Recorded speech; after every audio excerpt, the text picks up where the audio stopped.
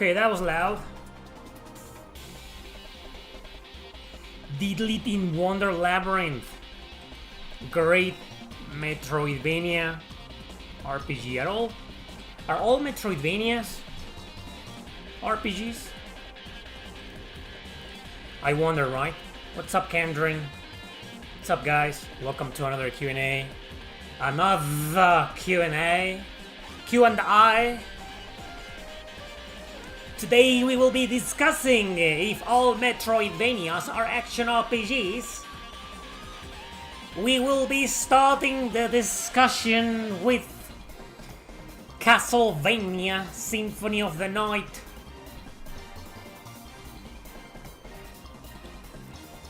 What do you guys think? Have you played Symphony of the Night? I don't think I have enough yet to do like a top 10 Metroidvanias or like the ones that are action RPGs. There are some that are like not, maybe not. To be completely honest, sticking to the traditional style of things, I don't think most Metroidvanias are action RPGs unless they really implement them, the RPG elements. Like they did with Frontier Hunter, where you have a base of operations. Relatively big, you have a ship, you can just go around, talk to people, talk to NPCs. It's like the equivalent of a little town. And there's a bunch of stores in there and a bunch of characters that give you side quests and upgrade shops, blacksmiths, you know.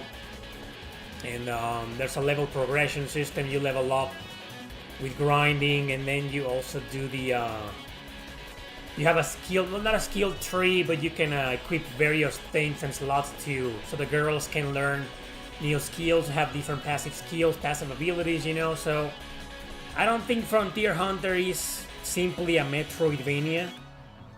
It's basically an action RPG. But yeah, games like Symphony of the Night or Diddly,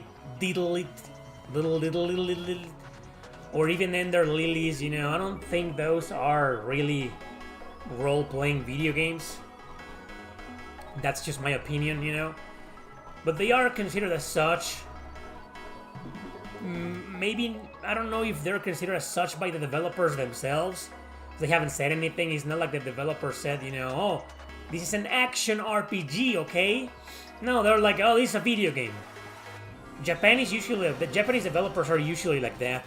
They're like kind of cryptic, you know. They all refuse to accept what kind of genre their game belongs to. Whereas publishers usually advertise them as... publishers usually do the opposite, right? They're like, man, this game is like Sakura Wars. Sakura Wars on the Wii. Sakura Wars 5. It's probably just you, man. You're buffering? No. Well, if anybody else is having issues, let me know. Oh, Denise. Yeah, it's probably just you, Denise. Right? Might have just been starting up or something. Well, I started like 4 minutes ago. Probably. But yeah, nobody else seems to be complaining, so if maybe you're the only one buffering, maybe it's just you. Sometimes it's me, I know. Anyway, so what was I saying? Yeah, the Sakura Wars 5 on the Wii and PS2, it was advertised as a strategy RPG. It even says so in the back of the box. In the North American release, it says that strategy RPG, you know? Whereas other people, you know, are probably like, this is not really an RPG, or this is it's not a strategy or whatever, you know, it's a visual novel, whatever, you know. So I don't know. But speaking strictly about Metroidvanias, I think it's a bit of a cross-genre, you know, in some cases, you know. There are some that are like definitely RPGs, like Frontier Hunter, I have no doubt. Fight me. If you play Frontier Hunter and you don't think it's an RPG, I'll fight you all day long. I'll convince you it's an RPG. But yeah, like Ender Lilies, Delete, Symphony of the Night, I have no argument, you know, or even some of the Zelda games, you know, like, I don't know. I just don't know. Sometimes I put those games in my videos and treat them as such, just so I can talk about them and recommend them, because whether you consider them an RPG or not, nothing changes the fact that they're pretty good games, you know, and I think they're worth mentioning and reviewing. And yeah, that's my opinion. But if you guys want to get technical, we can go step by step to really determine if Diddly in Wonderland is really an RPG. It was featured in my latest episode of Hidden Gem or Hidden Trash, which focuses on RPGs, you know? Yeah, good revival, right? Not a lot of fans of the original series are left in the channel, I believe. I don't know how much excitement there was, you know, when I'm pretty sure some people were like, oh, brand new episode after like 2.5 years. But most people were like, what the fuck is this, Eric? Hidden Gem or Hidden Trash? What's this, a new series? No, it's actually episode 10 of a new series. So that's my intro. There's a lot of people already, you know, this is weird. Today, the YouTube algorithm benefited me, you know, like, oh, I'm gonna send a notification for this guy, you know. Usually it takes like 10 to 15 minutes for more than 20 people to show up in the chat. It liked me today.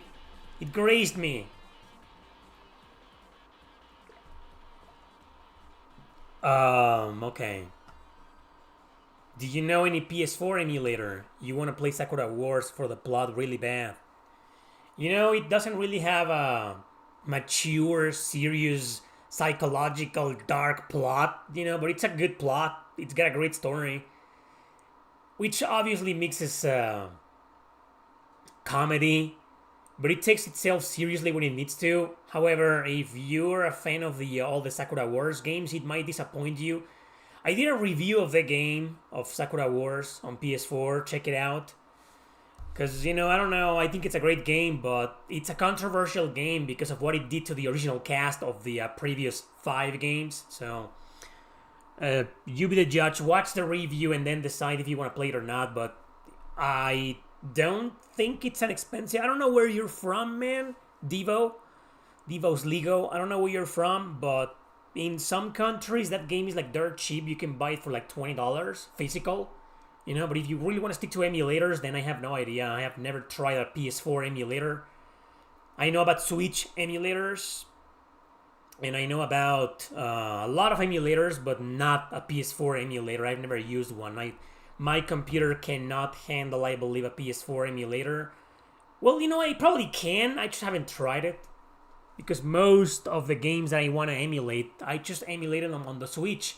Or I buy them physical on PS4, so... But yeah, Sakura Wars is a good game, and I know you made a reference of the fan service, you know, you want to play for the plot. Yeah, it's got a lot of fan service. But no, really, you know, it's not...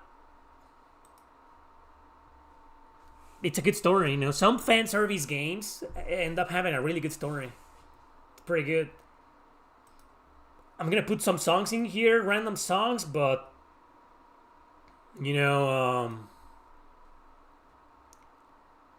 let me know if you want to hear anything. Today is going to be one of those request your song streams. Didn't have time to... We can barely hear anything. It is inconsistent volume, man.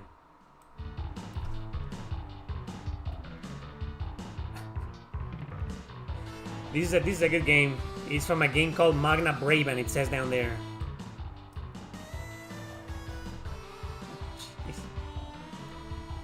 So yeah, let me know, okay? Request your song. Because of your Banner of the Maid stream a while ago, I downloaded for my PS4. You downloaded the game for your PS4 and now you watched my review. I agree that the game is hard as hell, and you didn't finish it. Yeah, it's you can grind, you know, it's a bit of a grind fest. You could try easy mode. I don't know how easy it is though. That's why I didn't say anything about it in the review, because I don't remember trying out the easy mode. I don't know if I did. I probably did. at some point just to see if it really was that easy, but I don't remember. I suggest you finish it on easy. It's worth finishing it. Though the ending might disappoint you a bit. It's nothing special, you know, but it's a pretty good game. What do you make for a living? From where does the pen name Erick Landon comes from? Wow, I haven't gotten that question in a long time, in years. How did I come up with Erick Landon? I've answered it before several times, but it's been a while. It's been a long time, Red Miller. So, when I was like 15 years old, I had a couple of friends and we wanted to start a band. But our real names were like, nah, you know, we're not really that appealing as artistic names. So we thought we will come up with some artistic names, you know, like some of our favorite bands had artistic names like Chino Moreno from Deftones. Or, you know, some of the Guns N' Roses names like Slash. And the guy's name is Saul Hudson, you know, I don't know. And a bunch of other bands, you know, they had like pen names or artistic names, pseudonyms, you know, instead of using their real names. Hey, we kind of got into that. And we wanted to do something similar. Plus, our music was going to be in English. And we, at some point, wanted to move to the US or Canada. So we basically wanted to choose some pen names in English, you know. And I went with Erick because I was a big fan of Eric Draven from The Crow. The Crow was one of my favorite movies back then. It still is one of my favorite movies of all time. The original Crow, just the first one. Nothing that came after that exists. Okay, just the first movie, you know. But I didn't want to be Eric Draven, you know, and I was like, I'll just be Eric. And I just added the K. I thought it was going to be like, okay, should I go with Eric with a C or Eric with a K? Oh, fuck it, I'll just use both. It sounds cool, you know, Eric. It gives it like kind of like an intellectual vibe to it. I don't know what the fuck I was thinking, man. And then Landon, actually, I pulled it out of my ass, man. I was thinking of last names, and I was like, Landon, yeah, Erick Landon. Yeah, it sounds cool, you know. So I picked that as my name for the band. The band fell apart quickly, and but it kind of stuck, you know. I started using it for my when I started writing books. I went all the way back to that, and I said, you know what, I should use that fucking name. You know, it sounds cool, you know. And there you have it. It kind of stuck, and I used it for the YouTube channel too. So it's been my pen name for a while. That's where it came from. As for what I do for a living, well, I do this for a living. I went back to reselling games. And I have a Patreon. I've done some sponsorships, as you guys have already noticed, obviously. Banner of the Maid Review was not sponsored, you know. Come on, that game came out like 5-6 years ago. No developer in their right mind is going to pay money for someone to review their game from like 5 years ago. Even though people can still buy the game on Steam or PS4 or digital, you know. So if you guys watched the Banner of the Maid Review and you bought the game, you bought it thanks to me, you know. They should fucking pay me, right? But, you know, they don't pay you. When you recommend a game that's like at least 6 months old, or no, like 3 months old, it's like, no, I don't give a shit, I'm not paying you. But, yeah, I've done some sponsorships. I did the Annals review. Weren't some of you guys shocked that I reviewed free-to-play game, even though I've been preaching against them for my whole career? Well, that happened, and I'm not saying this because they paid me, but it turned out to be a pretty good game. You know, I've never been against free-to-play games because they're bad. I'm against them because you can't really do a regular progression unless you pay, unless you use real money. And they're designed for you to use money or to spend months and months and months or years trying to finish them, right? Which I think it's unfair. But that doesn't mean the games are bad. And Annalus turned out to be pretty good. I know there was some AI involved in there. And I didn't notice until somebody told me. And I was like, oh, okay. It's kind of hard. We should talk about that today. You know, it's kind of hard to distinguish AI. Like sometimes, most of the time it's pretty obvious. You look at it and you're like, come on, that's AI. It's crystal clear. But sometimes I don't notice, you know, and people are like, oh, this is AI. Really? I didn't know that. Like Spark Ignites, for example, they only used AI for the character portraits in the menus, and that's it. And I didn't notice until they themselves told me, you know, hey, we used AI for this, only for this. And I was like, you what? Well, they also used AI for the UI, for the menus, the Well, the UI, you know what the UI means, right? The texts and stuff like that, but nobody gives a shit about that. But because it's not really an artistic work, not really, kinda a little bit, but not really. But the art style, the character drawings, and portraits, that's a big deal. I'm pretty sure a lot of people are not gonna buy the game because of that. But man, I didn't know it was AI, and I've seen a lot of art that's not AI, and I know for a fact it's not AI. It looks like AI, and it might confuse people. And people are like, man, that looks like AI. It's AI. No, it's not. Like I used some art from a video I did 2 months ago called 5 Great JRPGs Nobody Played, episode 6. I talked about Battle Angel Alita in there, Feda, the Emblem of Justice, the one with the really offensive fan translation. Hopefully you guys remember that. I also covered Grand Blue Fantasy Versus in that episode, just to refresh your memory. And the original, I changed the thumbnail. I ended up changing the thumbnail to another one. But the original thumbnail had this art that totally looked like AI, but it wasn't. It was by a real artist. And I remember I left the link in the description to the artist's Patreon page, I believe. I believe it's a girl, So it's kind of weird, right? It's a bit difficult sometimes, not all the time, but it's a bit difficult to notice which art is AI or not. But anyway, I went completely off the rails there. Yeah, the YouTube channel is part of what I do for a living. This YouTube channel, but not like 100% anymore. It used to be, not long ago. But YouTube decided to fuck me in the ass. Because apparently I'm too offensive and I'm insulting and rude. So yeah, they gave me the axe a long time ago, and my views and my subscription rate, my subscribers and my revenue decreased considerably, So I ended up having to rely on fan support. That didn't work very well. So now I'm relying on sponsorships, and I'm reselling stuff again, video games and stuff like that. So there you go, to answer your question. So what's up with the music here?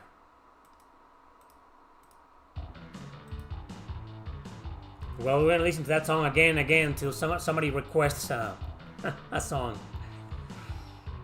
What is the best JRPG with the best soundtrack? Chrono Cross, obviously. Do you have an opinion about the Neo Geo game console launch? I saw something about it, but not really that interested. Hey, interlocutor. Are there any sandbox JRPGs? Yeah, there's a lot, I'd say at least half of modern JRPGs are sandbox, but I don't really play most of them anymore. Have you played Ring of Red on PS2? No, I've seen it. I've seen footage of it, and it just doesn't appeal to me for some reason, but maybe one day. You're welcome, Red Miller. Sometimes when you talk to the AI, it's scary how it resembles a real talk. I don't think I ever had a conversation. I don't think I ever had a conversation with AI. Like a real conversation with voice, I used to do Cleverbot. If you're not around my age, you probably have no idea what that is. That was one of the first Google AI which you could talk to, and it's still working right now. It's still functional. If you search Cleverbot on Google, you can talk to it. It used to be a meme back in the good old days, Cleverbot. You used to talk to Cleverbot, all the time, and the bot will usually troll you or be an asshole, it still kind of is. But it was fun, harmless. But then it started collecting your data, and that's when I stopped. Speaking of your books, are you going to publish Morgana Code in English? It's my favorite of your books, thank you. I like the setting, characters, and find parallels within the 1984. George Orwell's 1984. Yeah, so that was the whole point, to start a trilogy of books, but unfortunately Morgana Code was a massive failure here in Mexico. Nobody wanted to buy it because there were no sexy girls in the cover. A big mistake. I should have paid the artist to draw one of my female characters, and then the book would have sold a lot. But yeah, it's a bit similar to that, except the system.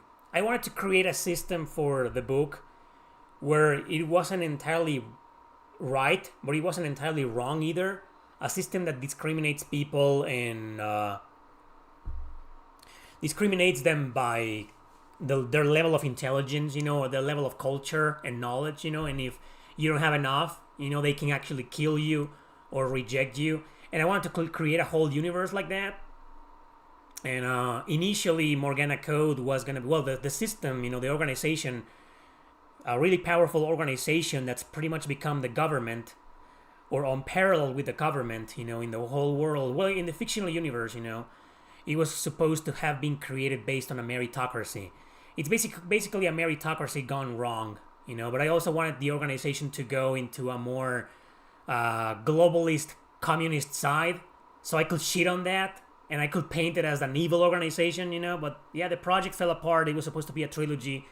Like, Morgana Code was going to be the first book, and then I was going to write a prequel, and then a sequel, and then a spin-off even, it just fell apart, because the book failed.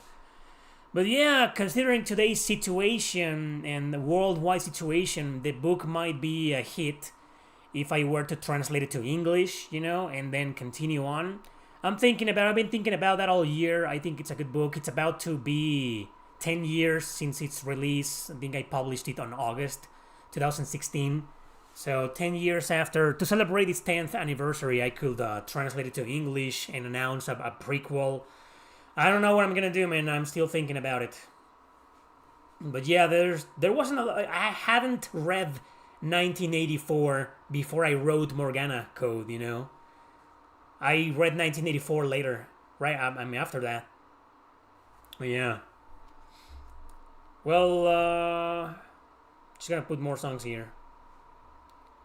So yeah, that's the thing about Morgana Code. While I build the playlist, let me answer another question. You saw a nice horror game, but it looked like AI, so it's called Necrophasis. No idea, it's just, that's what's about to happen with AI nowadays. It's like there's gonna be a point, and I think we already are at that point, where we won't be able to distinguish what's AI art and what's not. We're already there. That's exactly what I was saying 5 minutes ago, It's just, damn. Nice t-shirt. I love Ergo Proxy. I love it too. My favorite anime of all time. What are your top anime shows?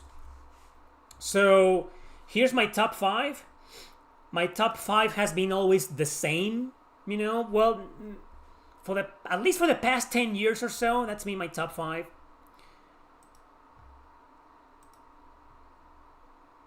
Gonna put some songs in here. So number 1 is Ergo Proxy, of course. Number 2 will probably be Claymore, which is a bit ironic considering it's an anime that didn't end. Well, it was kind of rushed, They adapted the first volumes of the manga for a long time, and then decided to adapt the ending of the manga for the last 2 or 3 episodes. It was kind of weird. I mean, the anime does wrap up, but because at some point, probably the publishers of the studio was like, we won't be able to do a second season, so wrap things up, end the anime. There's never gonna be a second season, so unfortunately that happened, and there you go. But Claymore is probably my second favorite anime of all time.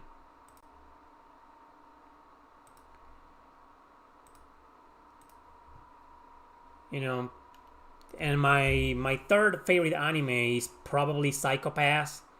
Psycho-Pass, there's 3 seasons. The first 2 seasons, masterpiece. The third season disappointed me greatly. It went into a different direction and had new characters and protagonists. Very boring third season, man. But the first 2 seasons are gold. And yeah, definitely my number 3. My number 4 is a very depressing anime. Probably one of the most depressing animes of all time. If you wanna get really down, well, it doesn't really get down until the ending. You gotta watch the series in its entirety. You need to watch the ending, and it's one of the most depressing fucking endings ever. It's gonna fucking destroy you. Technolize. Technolize. Masterpiece. extremely sad and ruined, ruined world. A dystopia, post-apocalyptic, pretty philosophical and psychological. But yeah, dark as shit, man. Insanely dark. Just adding random songs here, be patient. Huh. That was my number 4. And my number 5 will probably be Berserk. All of it, I know people hated the 2016 because of the animation style. I liked it, Of course, it doesn't beat the original from the 90s, but fuck, I don't give a shit. I liked it. I love Berserk, and I watched the anime, and I'm a big fan,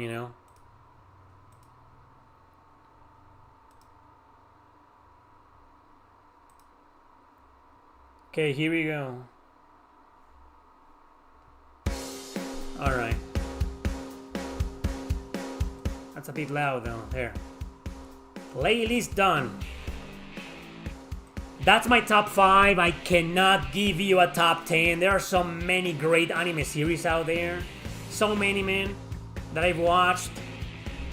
I was watching one called Gilgamesh recently. Not based on Fate. Not that Gilgamesh. Gilgamesh is an anime that came out in the late 90s based on a manga from the 70s. And I made it halfway through and I got bored. Super boring, super slow, super uninteresting. I gave up, And I started watching another one that was so over the top and ridiculous, and I watched like 4 episodes and I was like, fuck this. I don't even remember the name.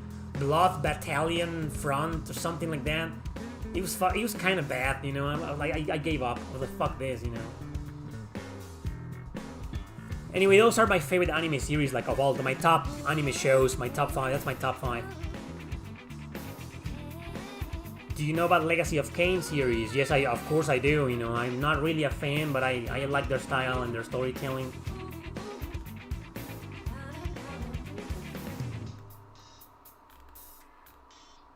Babylon, yeah, Babylon is definitely my top 10. Not in the top 5, but definitely in the top 10. Problem with Babylon is that it's really slow too. It's fortunately it's a 12 episodes, only 12. But man, those last episodes make up for it. You watch that show, sit through it. It's a bit boring at the beginning, but then man, it picks up and it hooks you up, and fuck, the ending. Oh my god, Babylon, masterpiece of an anime. Masterpiece. Berserk, yeah, number 5. I've never read the Berserk manga. I just watch the animes. I don't read manga. I don't find manga or comic books appealing. But yeah, I'm more about books or anime shows. Can you shout out my son Cameron John Milani? Happy birthday, Cameron John Milani, if you're still watching. His favorite game is also Chrono Cross, and he's also a huge Suikoden fan. Then he's probably definitely a fan of this channel. Like, those are the best 2 things about this channel, right? Chrono Cross and Suikoden. Do you think we will see someday a remaster of Xenogears done by fans? Well, right now it's not really a remaster, but a group of fans has been working on something called Xenogears Perfect Patch. No, wait. It's here in Retro Game Talk. Perfect Works, I think it's the name of the patch. They updated it recently, a couple of days ago. Perfect Works Build. Perfect Works Build, and it fixes a lot of issues, apparently it reduces the encounter rate. It says here, combat flash removal, halved encounter rate, gold gained increased by 50%, experience gain increased by 50%, terminology standardization, fast text rendering, battle voices and FMB undubbed, and retranslated script.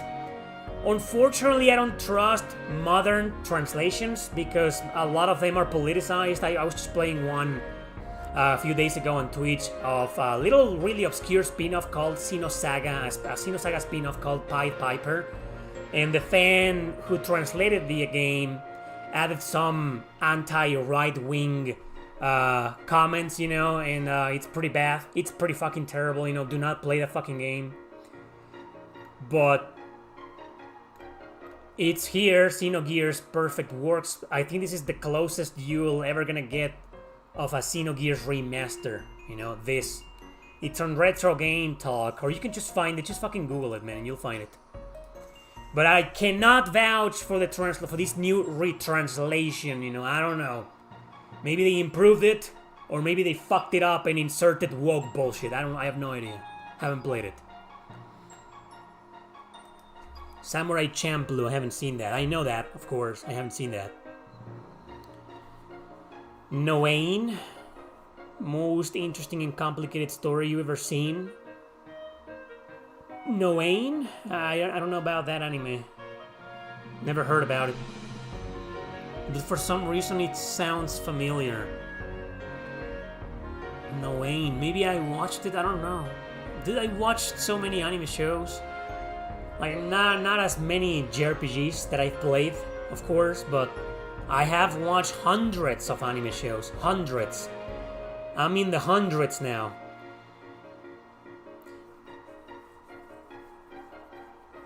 Have you played Solstice? The protagonist is literally a combination of Claymore and Berserk. It's a hack and slash. Solstice, I believe the developer reached out to me a long time ago, but I don't remember. I think I was gonna play the game and do a review of it. Let me look it up. I don't remember the Solstice stuff. Solstice.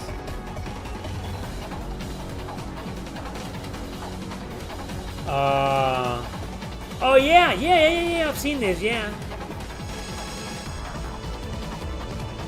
I've definitely seen this, man. I think the developer reached out some time ago, but the deal fell apart. But I don't remember, man. It's been a long time. But I know about the game. Fucking volume. Sorry.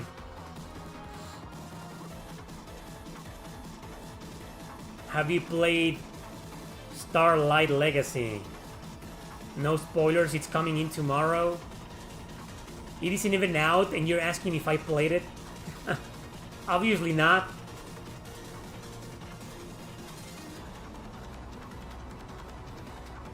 Will you watch the new Hokuto no Ken anime? I don't even know what that is. Probably not. I don't watch anything new. I don't watch any animes from like the 20s, you know? Because most of them are also politicized. Or they're using a lot of AI, you know, to do some of the animations, and it looks fucking weird. And the storytelling is not the same anymore. I mean, obviously, I'm no longer the target audience of these animes from the 20s. Oh, it's Feast of the North Star. Yeah, I probably won't. Oh, and those games. That Feast of the North Star is a universe. It's kind of weird, you know, so it's probably gonna be full of weird stuff. Oh, you bought Starlight Legacy. Okay. It's coming in tomorrow for you. Oh, it's been out already. Okay, now I have no idea what you're talking about. I've never heard about the game.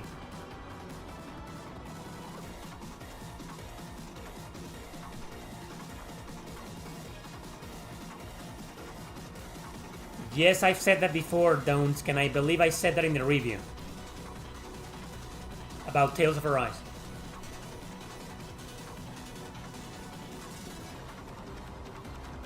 Let me now I need to know, you know, the Solstice stuff. Like I'm gonna check my email because I kind of remember that the publisher, somebody reached out to me. Solstice.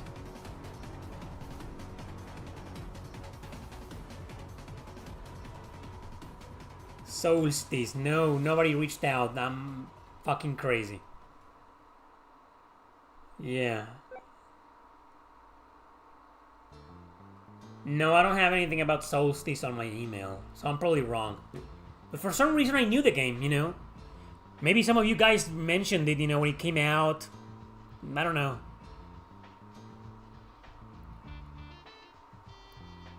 Starlight looks like a modern fantasy star. Interesting. I don't give a shit about anything about Falcom, man. Falcom is dead to me. Like most JRPG studios. Atlus, Bandai Namco, Square Enix, Falcom, Idea Factory, they're dead to me.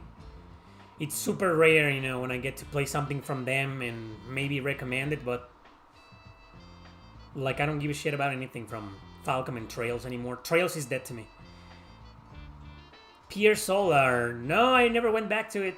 If you're asking because I did a live stream of it, what was it, like 2 years ago, I believe? Maybe less. Maybe less. But I did play the original Genesis version of Pier Solar. I remember it being a good game, but near the end of the live stream, I also remember that I got fed up with some of the gameplay mechanics. Like, I don't remember much about... I mean, I remember the game, but I don't remember what exactly about it turned me off and made me not want to go back to it. So, I don't have a strong opinion of it. No, it's not based, unfortunately, Jaka. You should check my blacklist. Go to my blog, link in the description. Go into the blacklist and you'll see it's the exact opposite of based. Did you know that Crystar has a sequel? It's called Cry Machina. Yeah, I did a review of it and I trashed it because it's fucking woke as shit. I regret doing that review, you know. I should have just ignored the fucking game, but NIS America sent me a review code fucking 3 years ago. How much did it... When did it come out, that game? Like in 2023, I believe? It's been a while, 2.5 years. And I did a review of it, and all I did was trash the game. Though I remember not being too harsh on it. I was like, man, yeah, I like this game because I finished it, so that means I liked it, but I do not recommend it. I remember saying that in the review. But I have a review of Cry Machina. So go and watch it, but if you don't want to waste your time watching it, it's bad. Don't bother.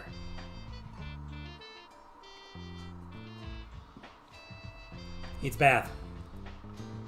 Play this game instead. This one right now. The music we're hearing. Martian Memory on PS1.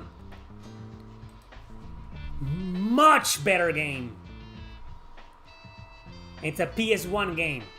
With outdated graphics. Polygons and shit, you know. This game is almost a masterpiece. Amazing game. What am I playing at the moment? For the past few days, I've been playing this fucking game. I talked about it in a video a few weeks ago. I've been playing this. That's what I've been playing recently, believe it or not. The reason why I decided to play it is because of the boobs, of course. But the second reason is because unlike other games from the series this game belongs to, well, you're seeing the image, right? Oh, like this? Yeah, this fucking game? Dude! This is so weird. Anyway, this fucking game. There! The series this game belongs to has, you know, most of the games are like roguelikes or dungeon crawlers in first person. Not really a fan of those, so I never wanted to really get into those. I played them, you know, but I abandoned most of them. But this one caught my attention because it's not it's a traditional turn-based RPG. You go explore around, discover islands, and you move around. You know, you can dodge the enemies, no random encounters. And then the battle system is alright. You know, it's a more traditional style RPG, which is more of my jam. So I decided to play it, and I'm like 6 hours into it, and it's pretty fun. You know, I might review it at some point. It's a good game, despite the fan service. Of course, I'm playing it for the plot. You know, this is what men of culture do. Play these types of games for the plot. Serious plot, very well written story, dark, mature.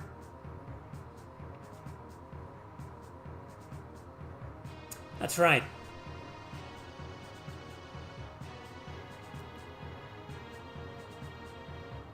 Well, to each their own, Jaka. I don't really like playing games with political propaganda, you know. I think people should keep their politics to themselves. Anyway, it's a pretty good game, 7 Pirates, you know. I'm not... If I had to rank it right now or give it a score, it's too soon, you know, but it's at least an 8. At least 8, 8.2, maybe. Maybe I'll finish it, you know, and be, oh, hey, guys, this is an amazing game. It's 8.4 or 8.6, you know, but we'll see. Legend Arceus or ZA? The fuck is that, man? What is that? What about you, man? Martian Memory or Feda? What do you think? Ah, Pokemon. Sure. Not into Pokemon. I don't know anything about Pokemon. Never been a fan. Especially not nowadays. That's another warfare, political warfare tool nowadays. I don't like Final Fantasy 13. Wow, today, for some reason, you know, for the past 5 minutes, a bunch of people joined asking me about games that I fucking hate or that I don't care about. What the hell? Huh.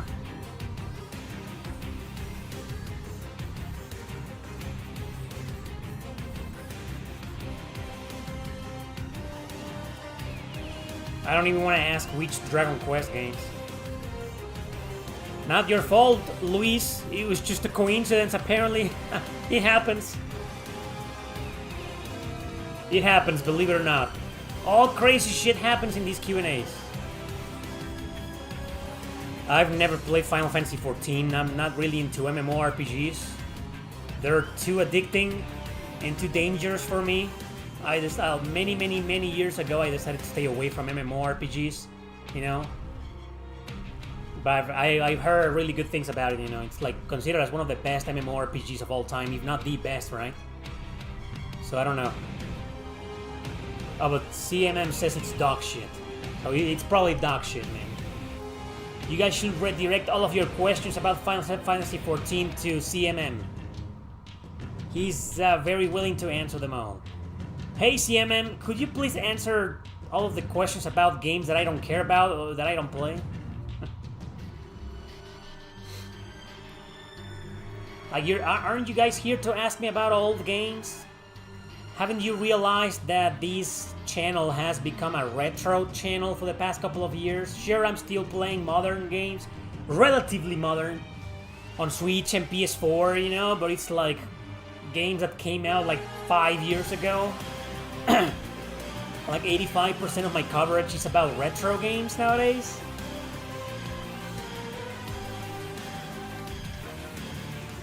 Become a sales channel.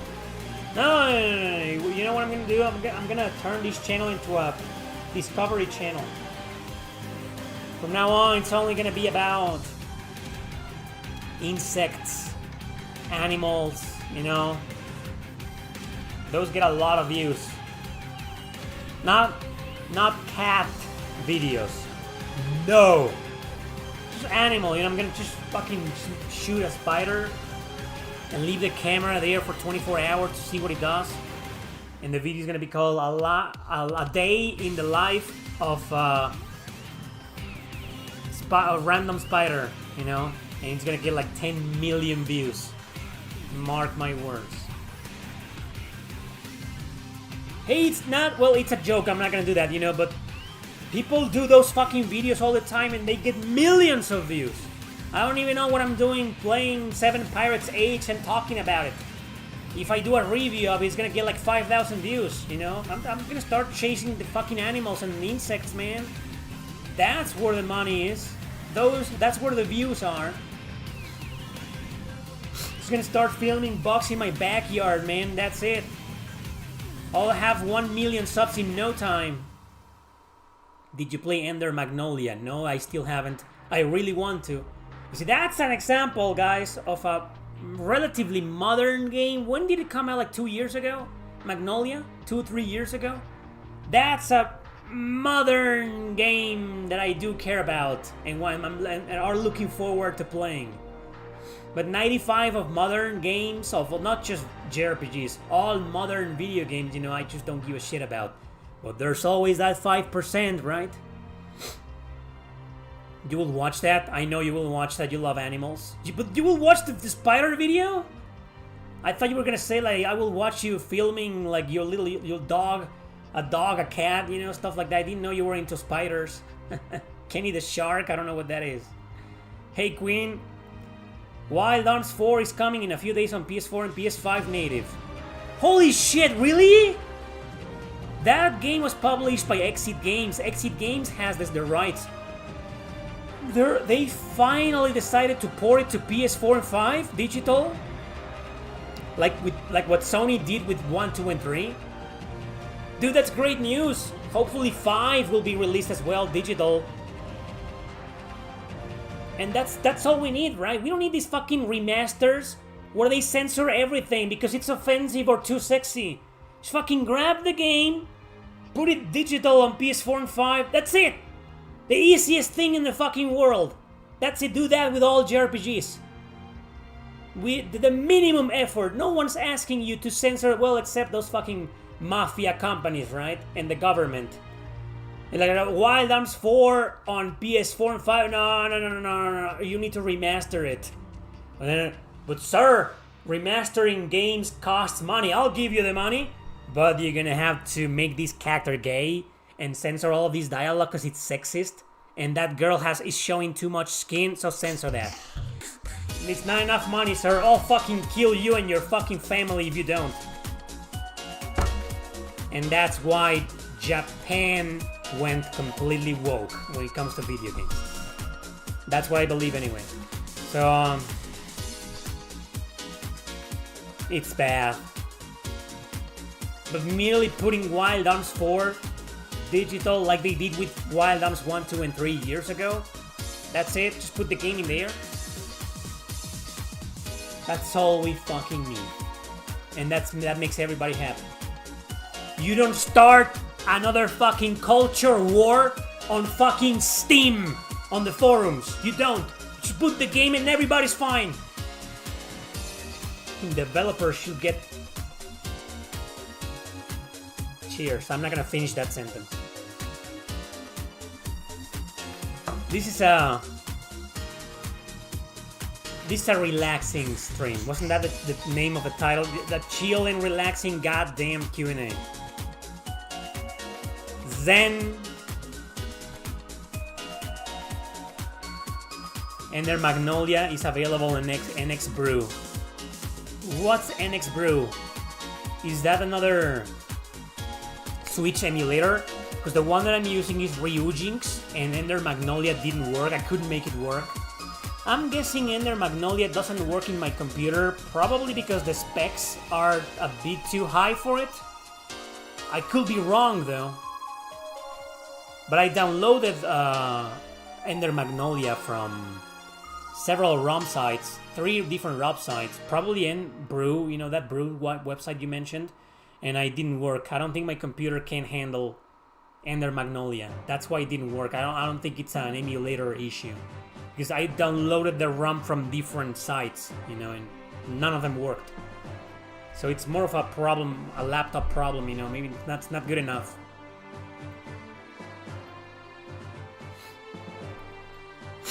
Lufia on the Nintendo DS. It's pretty mediocre. I don't think it's a bad remake. It's a mediocre game. Second year in a row I stream on your birthday. Happy birthday, Queen. Your top 3 strategy RPGs right now. Fire Emblem. Aren't we listening to something from there? This is my number 1. What a coincidence. Fire Emblem Path of Radiance is my number 1. Well, actually, Grow Lancer 5 is my number 1, though that's not purely a strategy RPG. That's more like a real-time action RPG. Real-time strategy mixed with action. It's a hybrid, so it's weird. I don't know if it fits on your question. If it does, then yes, that will be my number one. But if we're talking strictly strategy, you know, as in grid-based tactics, Fire Emblem Path of Radiance is my number one. Fire Emblem's the Blazing Blade is my number two. And my number three will be Devil Survivor.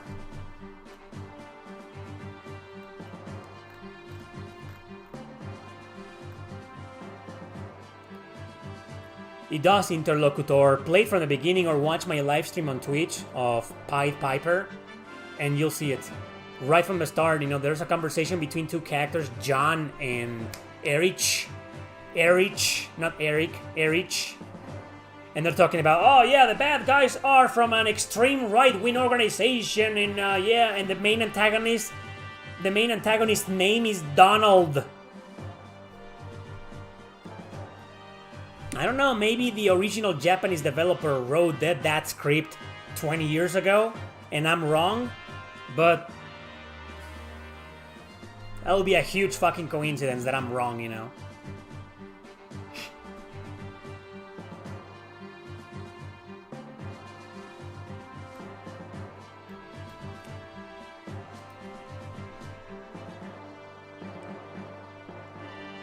It's my PC that can't play Ender Magnolia.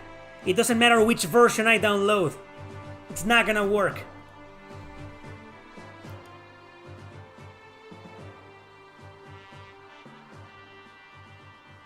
How do you even pirate Steam games, by the way? Now that we're on the subject, I have no idea. Is there a Steam emulator? Is there? Yeah, there has to be, right? I haven't seen it, you know. I know I can find it, but do you guys emulate Steam games? And if so, how? Like, I know Magnolia's not gonna work, you know, but I could do others.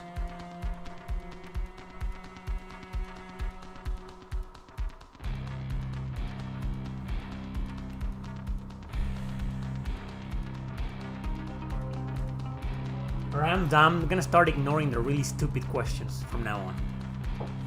I'm done. And it's been 52 minutes and I don't even have a super chat. I'm not even getting paid to put up with the stupidity of some questions.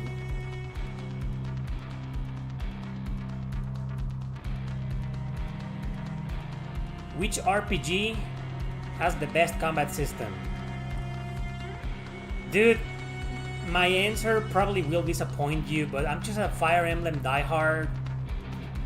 I really do believe Fire Emblem Path of Radiance or Blazing Blade have the best combat system ever in RPG history. It's just perfection, it's just addicting, there's nothing wrong with it. You know, it's just beautiful, 10 out of 10 combat, you know. Maybe you were expecting me to say, Xenogears, right? Code Vein. It is what it is, man. To me, the best combat system ever in a role-playing game is Fire Emblem Path of Radiance. It's just perfect.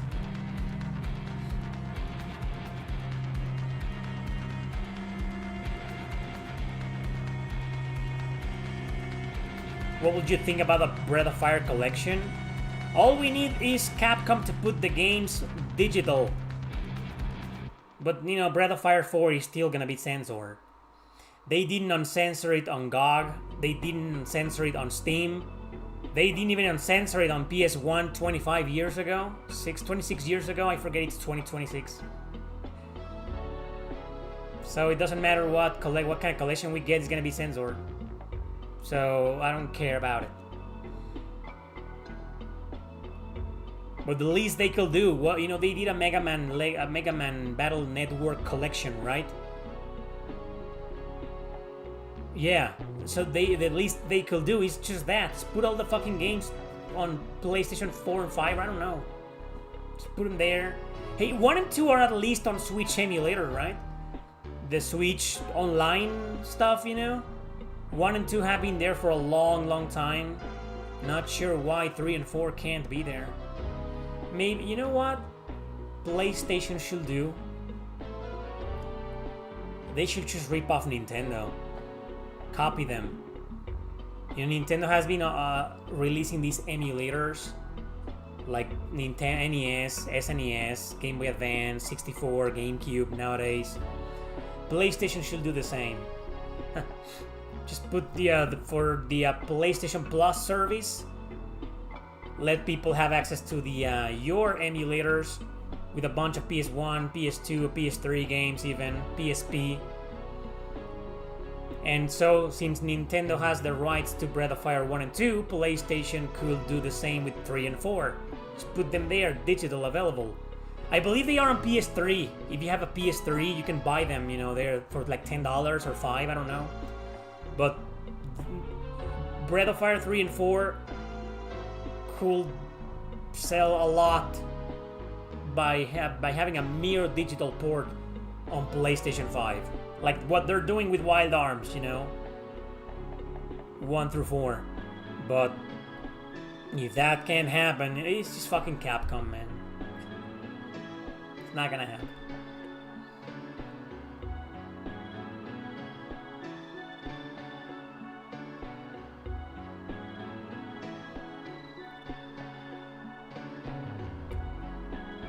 I have a review of Scarlet Nexus.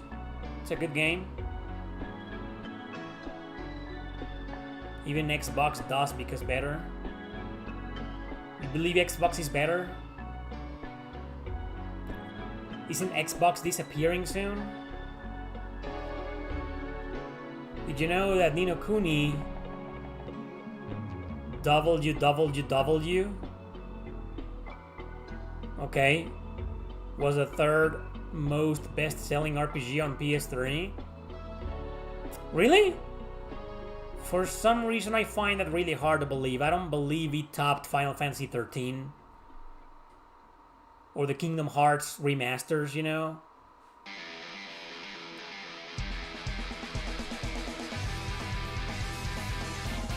With WWW, do you mean like the subtitle? Which and the whatever? I don't even know the subtitle. Ni no Kuni. Ni no Kuni. Yeah, I really doubt Ni no Kuni was the best-selling game of PS3. I don't believe it topped. I could be wrong. Maybe you're right. I don't know. Wrath of the White Wish. Thank you. So, yeah, sure. Thanks for letting me know. Volfriday.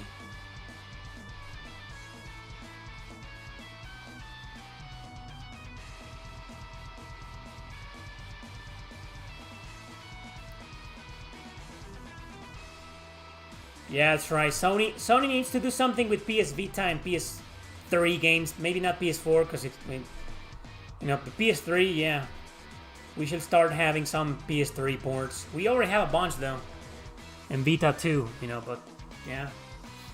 How about Sony should release Monster Monpiece digital on PS4 and 5.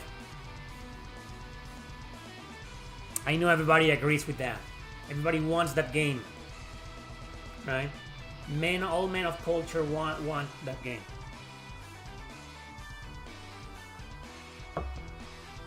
Scarlet Nexus really deserves a sequel. Yeah. No. I know I did a video, and I put Scarlet Nexus in there. 10 JRPGs that could be turned into a series, I believe it was the title of the video. But that was back then when I still respected Bandai Namco. Nowadays, I don't want any sequels. Well, you know, you guys can have them.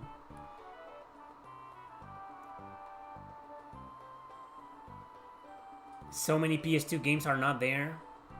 That's the big fucking problem, you know. Forget about PS3 or PS Vita. PS2, man. Like, what the hell? You see, the problem with PlayStation 2, not just PlayStation 2, with all fucking consoles, is that a lot of games were published by other companies, not Sony. Sony, believe it or not, does not have the rights to publish those games on their console for digital. They need written permission, and they need to pay money to the publishers. Or we can, or they can, like, come into a business like, okay, I'm not gonna pay you, but how about we split the revenue? I'm gonna put like Wild Arms 4, for example. It's happening. It's finally happening, apparently, according to somebody. I haven't checked. He could be lying. I don't know if it's true or not. I haven't checked myself, but Wild Arms 4, apparently, according to some fan here, Ilias, is coming to PS4 and 5 digital. So I don't know what kind of deal Sony did with Exit Games, because Exit Games is the publisher. PlayStation needs to pay money to Exit Games, or Exit Games probably approached PlayStation and said, hey, can I put my game on your console digital? And PlayStation was like, yeah, sure. We'll go 50-50 with the revenue. I don't know, I'll get 50% of every sale and you get 50, I don't know what kind of deal they made. But my point is, Sony just can't grab all PS2 games and put it there. And they don't have the rights. It's illegal to do that. It sounds like...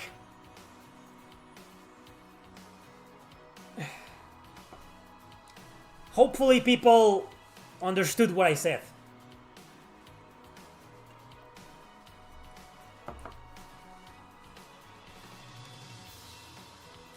Does the number one commenter get a prize? Dude, I'm the streamer. I am the streamer, and I don't even get a prize. I'm not sure what these crowns are for. Just to make you guys feel better, apparently. But I don't think you guys could get any rewards for having these crowns on next to your usernames.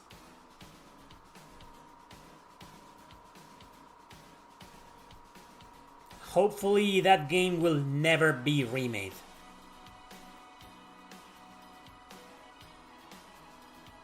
Requels? What's a requel? Wow, it only took 1 hour for somebody to come here and ask me about Pragmata. No, I didn't, but I had a lot of fun 2 days ago reading the Steam forums, the discussions. Hilarious. You guys want to have a really good time, and I'm not kidding, this is not sarcasm. You guys want to have a really good time? Go make yourself some popcorn, or grab some nachos or some fucking chips, whatever, and just sit in front of your computer or your phone and go and see the discussion forums on Steam for the game Pragmata. You're welcome. You're gonna have a really good time. A lot of trolling, a lot of bots, a lot of people fighting, each other. It was amazing. But try, I know you will, I know you can. Try and look for the funny stuff, because there's a lot of people, doing like these political preaching, political monologues, and it's kind of like lame, but there's a lot of really funny posts in there, a lot of good drama. It's amazing. It was pretty funny. And I didn't know anything about the game, all I did was watch maybe the trailer when it was announced a few years ago, and I was like, I hate Capcom, so fuck, I'm not interested. But now it's been released. And I went to the forums and oh my god, pure gold. I learned way more about the game by simply reading through the discussions than watching gameplay or watching trailers, man.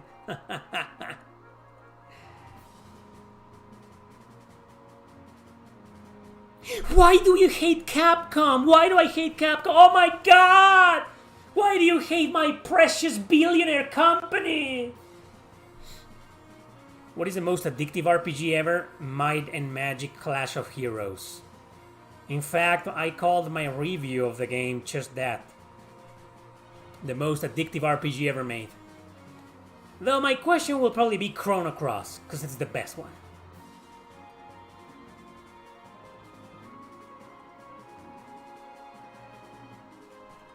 What mechanics don't you like? Pragmata?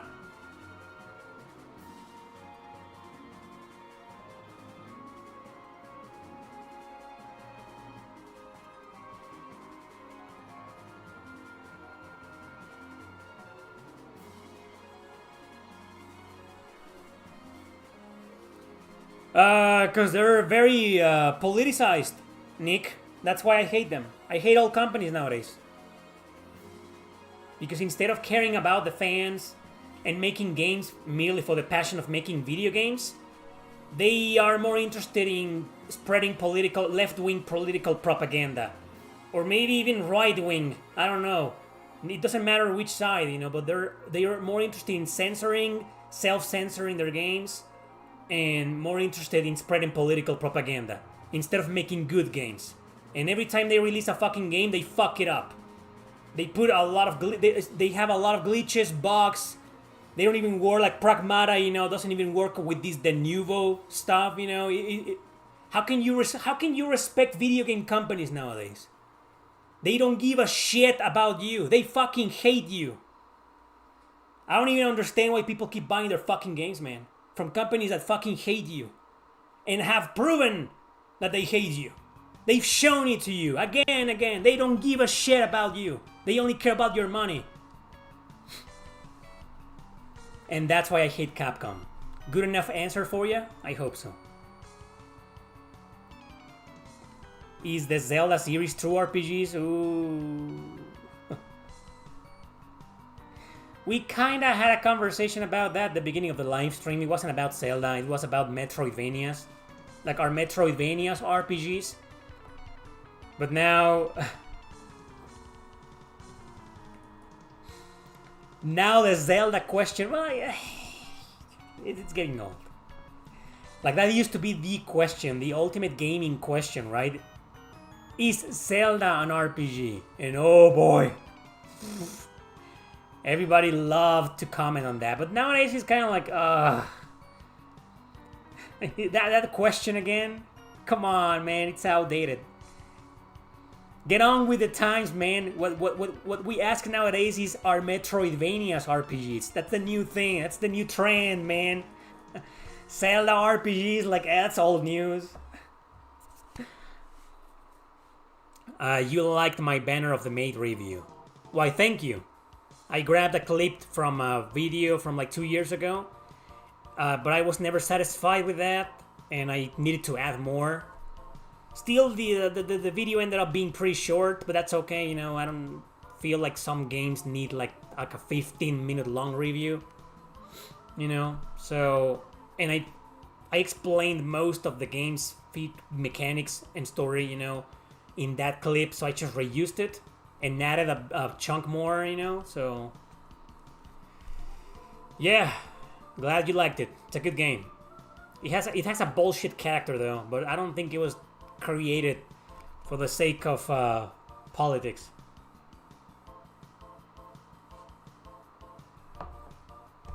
Is Alondra a Zelda clone? It clearly has some Zelda influence, but I do not believe it's a clone. If somebody can play only one Xenoblade Chronicles game, which one do you recommend? That's probably a question for the chat. So many games with something that ruins it. That's why I play retro, man. Or games like Seven Pirates. Did I take off the cover? Oh, I was worried that the cover was still showing here.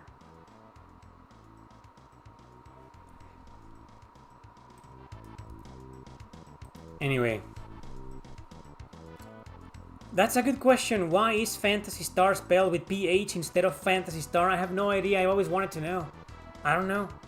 Maybe out of curiosity I looked it up online one day, a long time ago, and I forgot about it. There's probably an explanation about why. But that's a good question, you know, I've always wanted to know. I don't know right now. And if I did, at some point I forgot. If you find it online, Erick, Grind, let us know. I'm very curious to know why. Maybe it's just a style choice. Maybe they just didn't want to call it fantasy because there was already Final Fantasy, and the Sega wanted to differentiate themselves, and that's why they changed the F for PH. That sounds like a reasonable... It's plausible. It's very plausible. That's the reason. You know? But I don't know. How long does it take to make a 6-minute video like that? Man, that's always an interesting question, you know. I'll be completely honest. Sometimes 5-minute long videos take hours to make, and sometimes 20-minute long videos only take 1 hour to make. I don't know. It depends, you know. That's a good question. I'm sure everybody's gonna have a different answer. I guess it depends on the video, how much editing you do, how much research you did before. Like, for example, let me give you a better example. I have a top 10 best, top 10 great JRPGs that respect your time. Part 3, I just did that like 2 months ago, right? So, I think the video is like 13 minutes long, okay? So I did some research on how long the games are and if they're like any difficult or any cryptic or blah blah blah. You know, it took me a long time to come up with the list. It took me hours and hours and hours to come up with a list. And when the list was ready, scripting was a bit easy because it was based on all the research that I did. So it was just like, okay, so this game is gonna be in the video because of this and that. You know.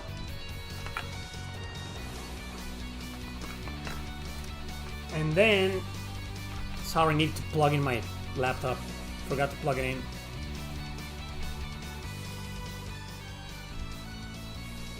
But then, the editing of that video was like really easy. All I needed to do was add random footage of the game. Because except for the parts where I was mentioning something very specific. So, a video like that took me 8 hours to like a day's work, or maybe a day and a half, you know? Let's call it a day's work, 8 hours. It took me 8 hours. But then there's other videos with a similar length. I don't know, some of the 10 things you didn't know about. Remember that old show that I used to do? So some of the videos are like 13 minutes long, just like the same as the top 10, right? But those take a long time to do. Because there's a lot of research. And I mean a lot of research. And the script is also based on all the research. But I gotta find a way to write it in an entertaining way.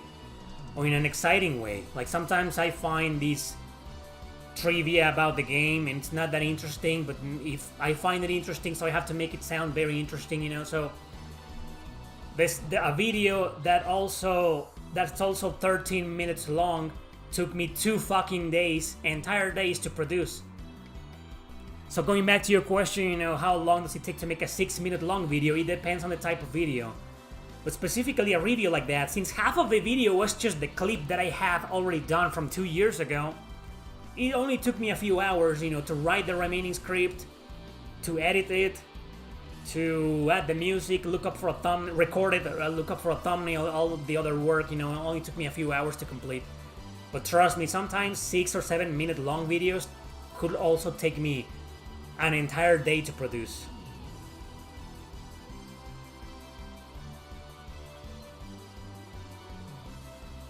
Do you remember Shines the Lightning Kingdom? I never finished it. I only talked about it in the video Super Obscure Gems Part 3, if I'm not mistaken. I'm not. I know I'm not. I know it's there. I'm always playing that modesty card when it comes to remembering some things about my videos, you know. When it comes to most of them, I do remember exactly. Shines the Lightning Kingdom is number 10 in that video. That's a video I did 2 years ago. I never finished it. I think it's a good game, but it has a plethora of issues that need addressing. What I want to do with that game is really play it again and sit down and write a review. And mention all of the problems that the game has. But if you want to know right now because you're planning on buying it, I think it depends. I remember getting a digital copy of the game on PS4 for like $3. Yeah, sure. I wouldn't pay more than 10 though. But if you see it for like $3 or $5, sure, pick it up. It's a good game. It's just not as great as it should have been. I think it had potential to be like a really great game. And it just didn't, you know, because some of the gameplay mechanics are not very well programmed. Like I remember the combat, for example, of the game. It's kind of like a beat 'em up, but it has some penalties that are annoying. That are like, man, just let me beat the crap out of the enemies and dodge, and that's it, you know. And instead, it's got these very specific requirements to beat certain enemies, and it's kind of annoying, you know. And that's just one of many. It's also I clearly remember it's one of those, where the fuck do I go? And I had to look up a walkthrough again, you know. And the walkthroughs, because it's a really obscure game, there's only so many on the internet, so it's hard to know what to do or where to go. Thanks for refreshing my memory of that game. Yeah, it's a good game, but it's full of problems. I think I have it ranked in my blog probably at 7.6 or 8 max, because that's the category. If you go to my blog, to the RPG score section, in fact, I'm just gonna leave the fucking link in the chat right now. By the way, I update this website every day. Click there, and if you go to the RPG score section, all of the 7.6 and 7.8 in my blog are like, it's good, but with a lot of problems. Shiness should be there, and if it's not, I'll probably add it. No, you know what? I'm not gonna add it. Like, I really want to play it again and stick to it until I finish it or until I rage quit. And then you'll know my full opinion on it. It takes you 1 hour to make a 2-minute video. There you go. Well, except even if it's a Twitch video. Well, if it's just gonna be a Twitch video that you shot, TikTok video that you shot with your phone and immediately uploaded it after, it takes you 1 minute to do a 1 minute long video, right? But sometimes even 1 minute long videos on TikTok, you know, can take a long time. You know, I did a bunch of them. I have a TikTok channel.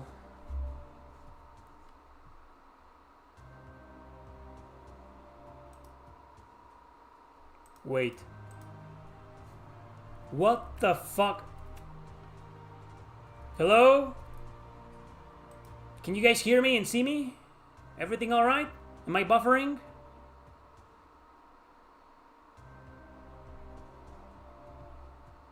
I'm not buffering?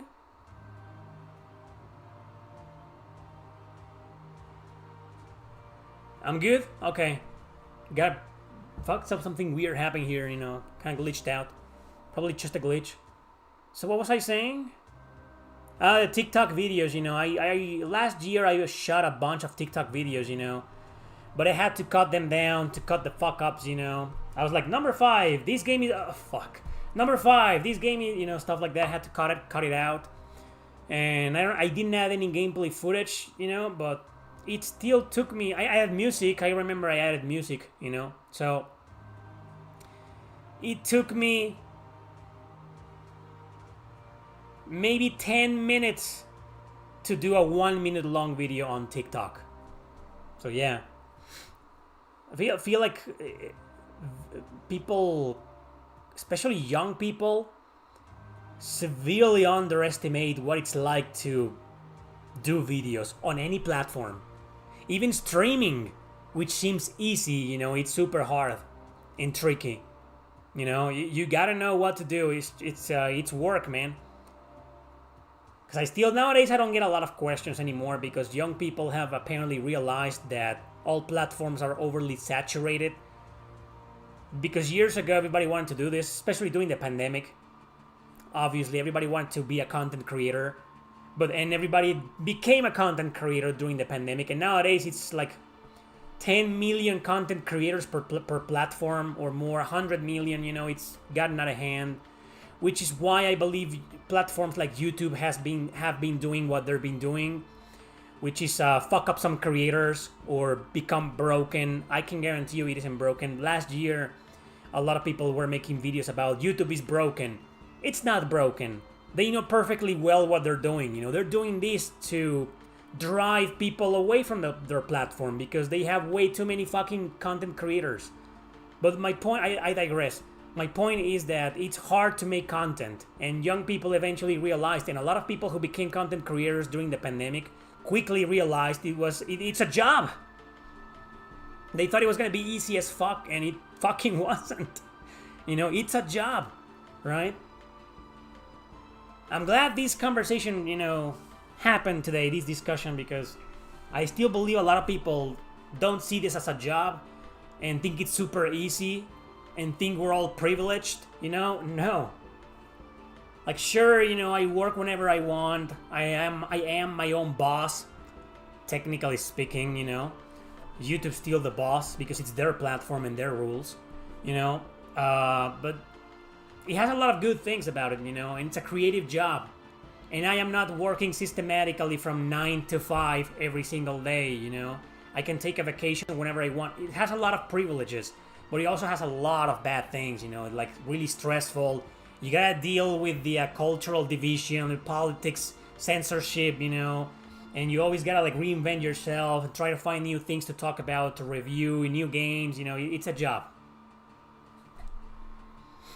So yeah, sometimes 2-minute long videos can take up hours to do, or days even. Weren't we just talking about filming insects and animals? Dude, literally to make a 1-minute long video about a shark biting a whale, it's not like that happens every single day at every moment, Somebody needs to go down into the ocean with a really fucking expensive as fuck camera and just stay there and film for hours and hours and days and days and days until that one moment happens.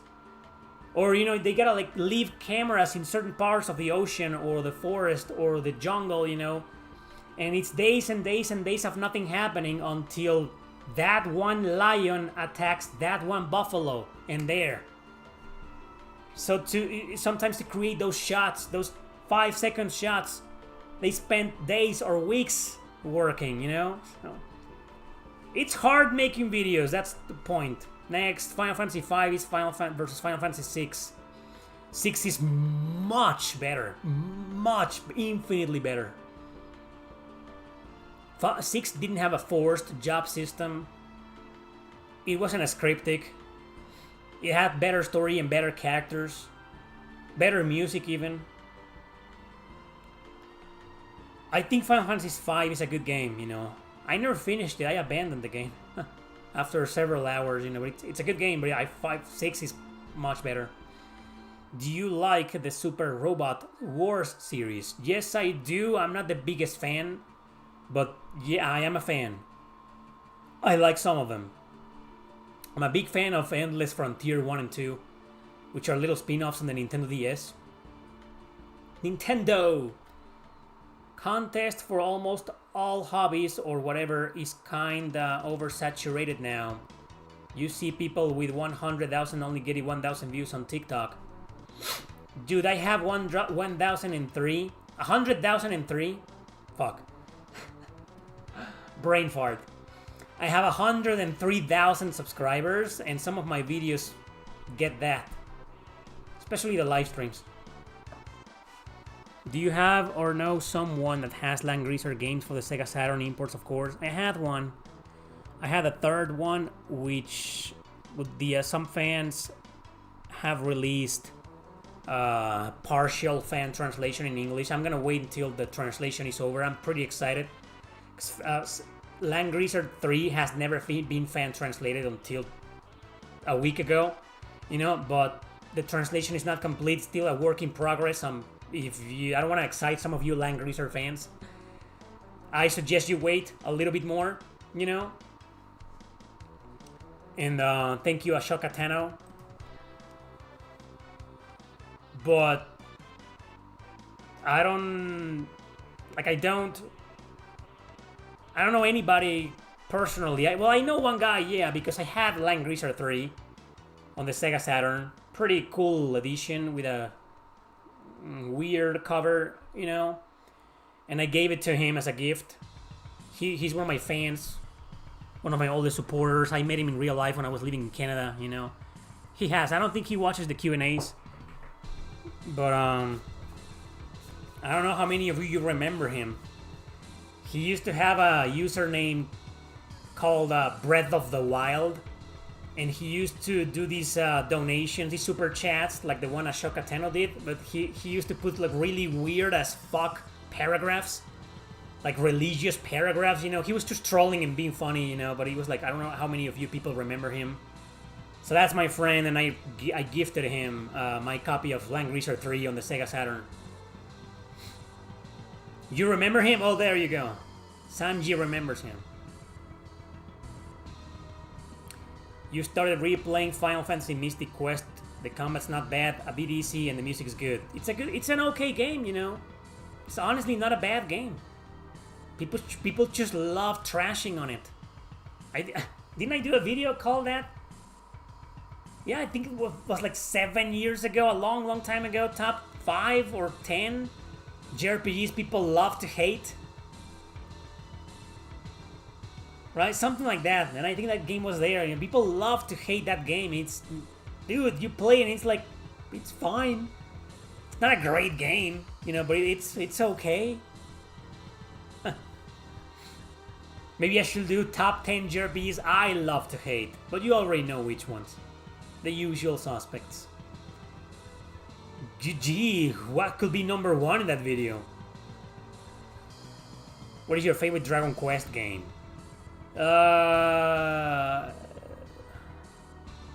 11.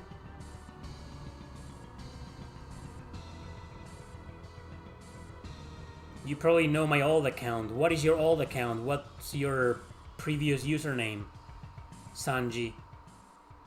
Maybe I do.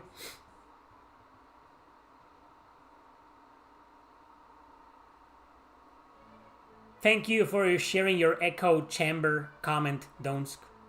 Pretty original. Your old username was Joker something? Oh, sure.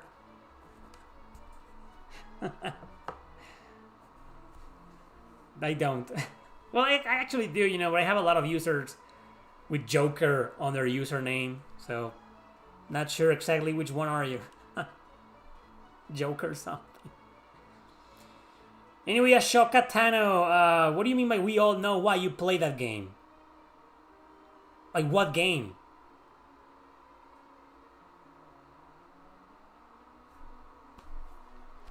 When you did the super chat, I was talking about Land Greaser. And before that, I was talking about Endless Frontier. What the hell, man? I can't hear the music. What's up with this inconsistent volume?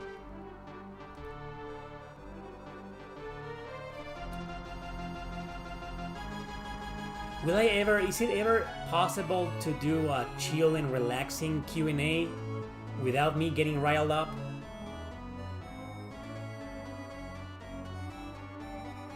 Is Dragon Quest 11 better than 8? In a lot of areas, yeah. I think in almost everything. Let's see, story, definitely better.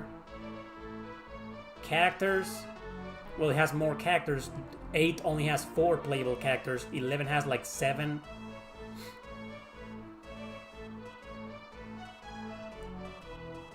Right? Graphics, well, oh, wait a second. Graphics, I mean, Dragon Quest 11 looks beautiful, but you cannot beat that cel-shaded style from the PlayStation 2 era by level 5. And maybe in graphics, 8 is better. But in music, oh.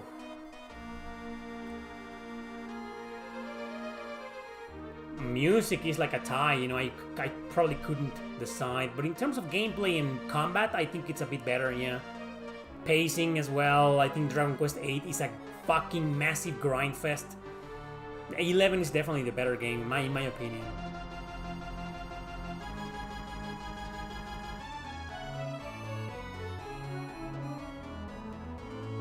Was Final Fantasy Mystic Quest the first JRPG to get rid of random encounters?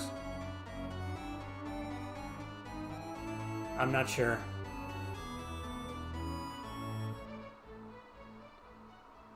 I don't think so.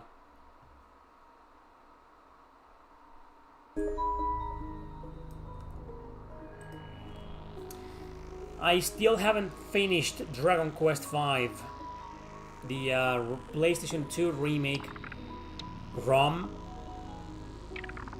Barely work. I think they updated it and they fucked it up. I don't know. I don't know, man. I downloaded the ROM about a month ago. It was like a month ago, and it kept freezing when you get off the ship. You know, the initial ship. It kept freezing, and I found out a lot of people complaining about it. So I don't think it was a me problem or my emulator problem. I don't want to play the Nintendo DS version. I know it has an extra waifu, but it also has a really bad localization, so... That's right, Dante, this is from Ergo Proxy. My favorite anime of all time. PS2 with HD textures, that's right.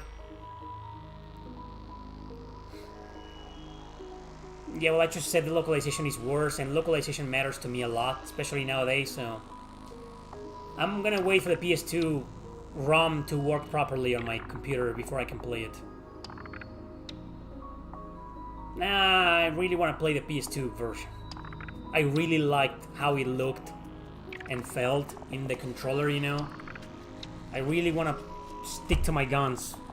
If I'm ever going to play and maybe beat Dragon Quest V, it needs to be the PlayStation 2 remake.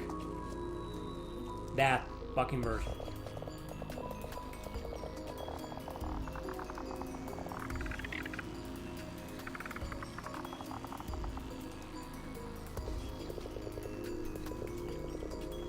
They even made a movie. Oh, and that's why it's the best, because they made a movie? So if they make a movie about Time and Eternity, that means Time and Eternity is the best RPG ever? I believe 5 is quite possibly the most popular Dragon Quest game ever. It does not make it the best. The best is just subjective. If it's the best to you, then good for you. More power to you.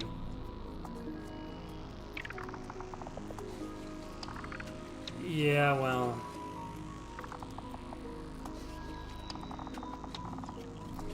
I think today's Q&A is a flop. So maybe I should just go and do the Metacritic stuff, right, that I usually do.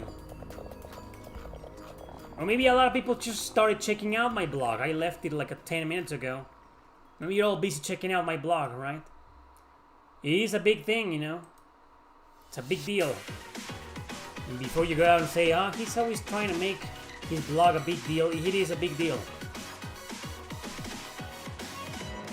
Though I wish, honestly, that I could have my own website, like it's a Blogger, and Blogger belongs to YouTube, to Google. I think the best thing for me will be to create my own website with my own domain, but you gotta pay for that, and I'm not making any money out of this, so it wouldn't make sense to me, to host a domain.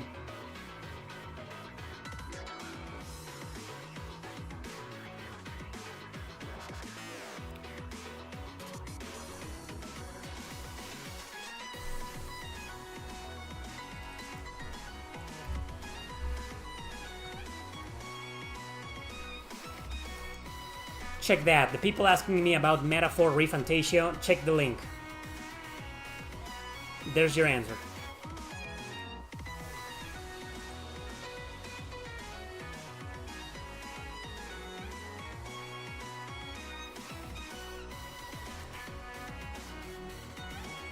My top 10 is solid? Which top 10?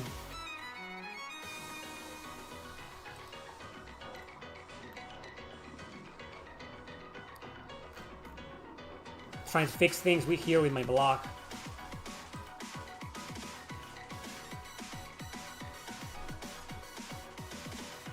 The blacklist gets updated every month, by the way. In fact, a couple of days ago, I added a bunch to it. My scores on blog. Oh, yeah. My top 10, yeah. My top 10 favorite, highest ranked RPGs of all time, yeah. Well, thank you. I'm glad you liked it.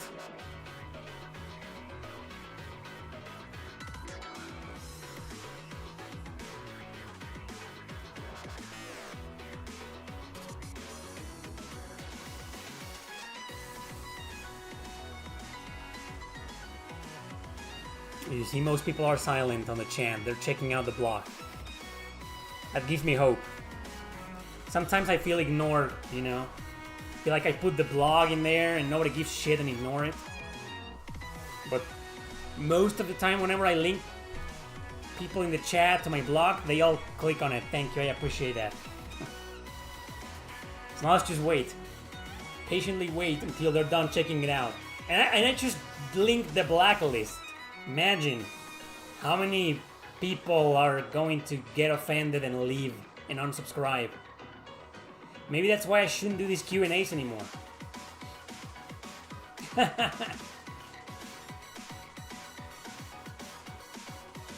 Do you think you'd ever bring back that JRPG podcast? No, I don't think so. It was a failure. And I believe it was a failure because the term podcast has evolved into video podcast. Like most people don't really care. But because podcasts used to be just one guy talking for like 1 or 2 hours with no video footage, nothing to watch. It was just something you would listen to in your radio, in a radio or radio station or in somewhere, you know. That's how podcasts started. It was just one guy. But then it started being 2 guys. And that's the rule nowadays. Podcasts are like 2 guys or more. Preferably with video. Going back and forth between cameras, you know. Or in the same room. And I don't have anybody to do that with.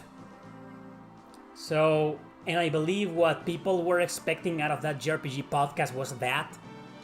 To have a similar format. And instead what they got was a traditional podcast. Just me talking completely unscripted the entire segment, the entire 1 or 2 hours podcast episode, with nothing to watch but a screenshot or wallpapers or some little gameplay footage at the beginning during the first 5 minutes of the video, you know. So eventually the podcast failed miserably. The last episode barely got 1,000 views and like, come on. So the answer is no, but not all is lost. If I ever find like a good co-host, somebody else to do the podcast with, I'll be down to it, you know, to revive it. But that JRPG podcast as you know it, with just me talking, is never coming back. It's dead. The blacklist is hilarious. Well, I'm not sure why you find it hilarious though, but as long as you engage with it. Thank you, Interlocutor. He says, Van and Titus get into a fight. Who wins and why do they both suck? They both suck because the developers didn't put a lot of attention into their development or into their character or personalities. Or maybe they felt like they wanted to appeal to a specific type of audience and then they realized they failed. There's a lot of reasons why those characters suck. But if they get into a fight, obviously Titus is gonna win. First, because he sucks less than Van. And second, because I don't want to spoil the game, but if you watch the ending of Final Fantasy X, then you know Titus probably will win.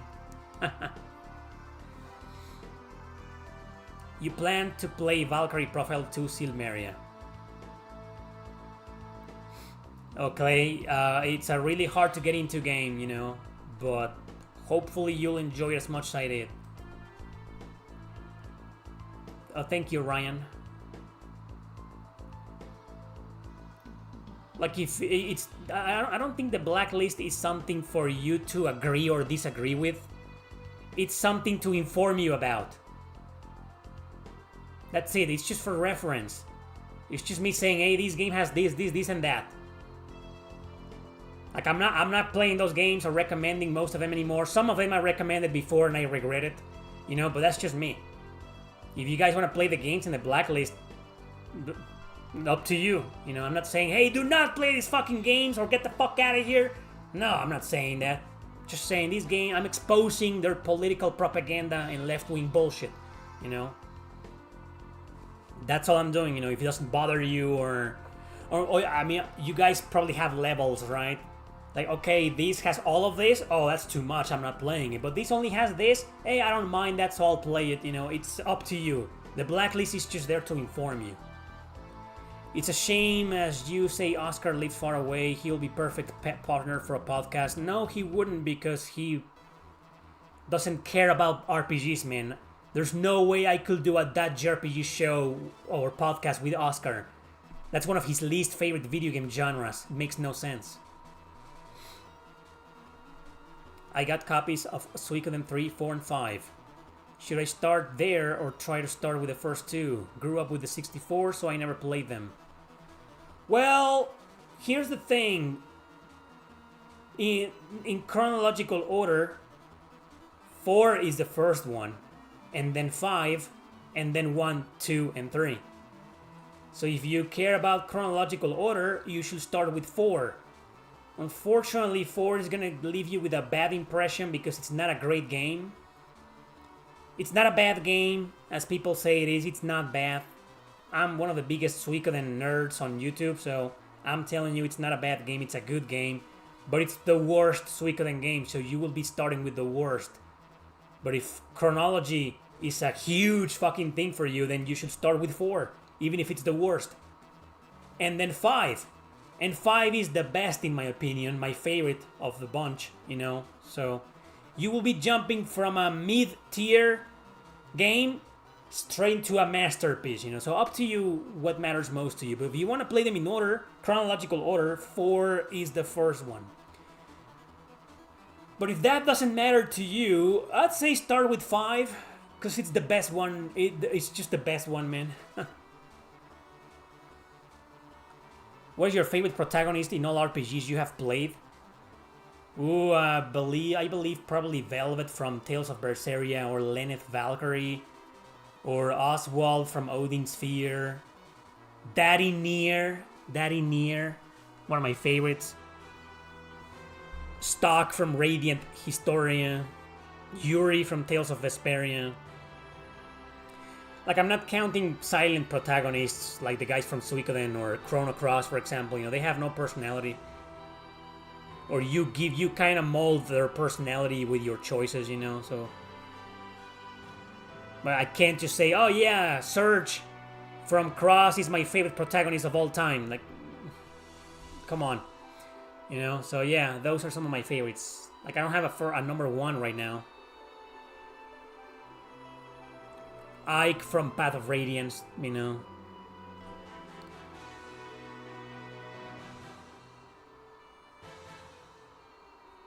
What? You used to work as a translator, so reading the blacklist is almost makes you sad. These people show no respect for the source material. Well, working designs never did, for example, in the 90s, but at least they were trying to be funny instead of political, you know. So yeah, I'm with you, man. Localization teams nowadays are like, it's just politics. It's not art, it's not passion, it's just politics. That's all that matters to them nowadays. What is your favorite Final Fantasy? Final Fantasy 9. Even without any equipment or weapons, you do see Titus slapping Van around.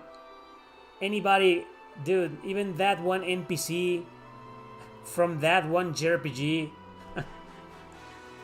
any NPC will probably take Van down. My favorite action RPG, go into the block and you'll see it right there. Yeah, man, Oscar is not really into RPGs. That's why we couldn't do the podcasts.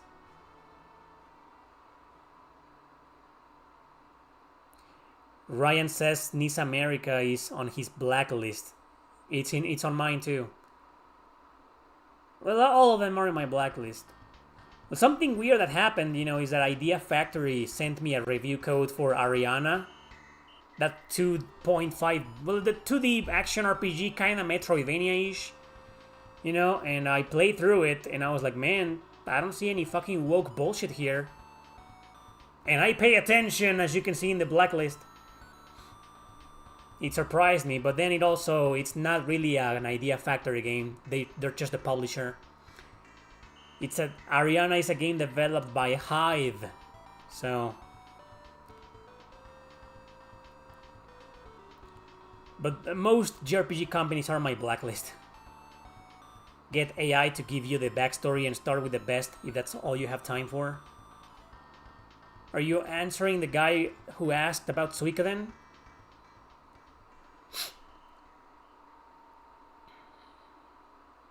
Four, 1, and 3 you have finished and liked. They're all great games. Whoa! Somebody's defending Vaughn. Maybe we should do that poll. Vaughn versus Titus. Is Radiant Historia on 3DS the definitive version to play? Yeah. I think the only thing that's better from the original is the art style. Because in the remake, well, remaster is not a remake, in the remaster in perfect chronology, a 3DS version, it looks more anime-ish, more infantile, more cartoonish, you know? I wasn't the biggest fan of it, you know, but in terms of everything else, yeah, the 3DS version is the definitive version to play, I'd say. Because of your channel, I've discovered and played a bunch of RPGs I never would have otherwise played. You're welcome. Are there any games left that are obscure or unknown that you would like to show us? That's what I'm gonna keep doing. That's what I've been doing my whole career on YouTube, and that's what I'll continue to do until my dying breath, man. So don't worry, more obscure shit is to come. Squall? What about Squall?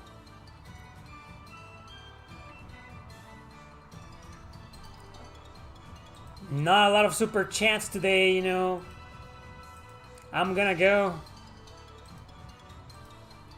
You know, whenever I don't see any super chats, I'm just gonna go into Metacritic and start ranting about scores. So everybody seems to love that. Oh, you mean Squall will win against both Vaughn or Titus? Or do you believe he's worse than those two guys? Coming from a girl, you know, Squall has a lot of fangirls out there. I've never seen a girl who hates Squall. Oh, he will win, yeah. So you're another Squall fangirl. Vaughn has some badass moves. It's because he's a video game character, man. They added moves to him and badass moves because he's a protagonist. They kind of needed to. When they created all of those badass moves, they probably were like, man, this character sucks balls. At least in terms of combat, let's make him a badass, you know. But it wasn't up to Vaughn. They didn't give a shit about Vaughn. Snow is annoying too, but at least he can punch. I don't even know who that is. It's not just politics, but companies try to insert Gen Z slang in the games as well. Reynatis is a good example of this. I didn't play Reynatis, but that's true. But that's exactly what working designs used to do in the 90s. Insert Generation X slangs in the games, you know.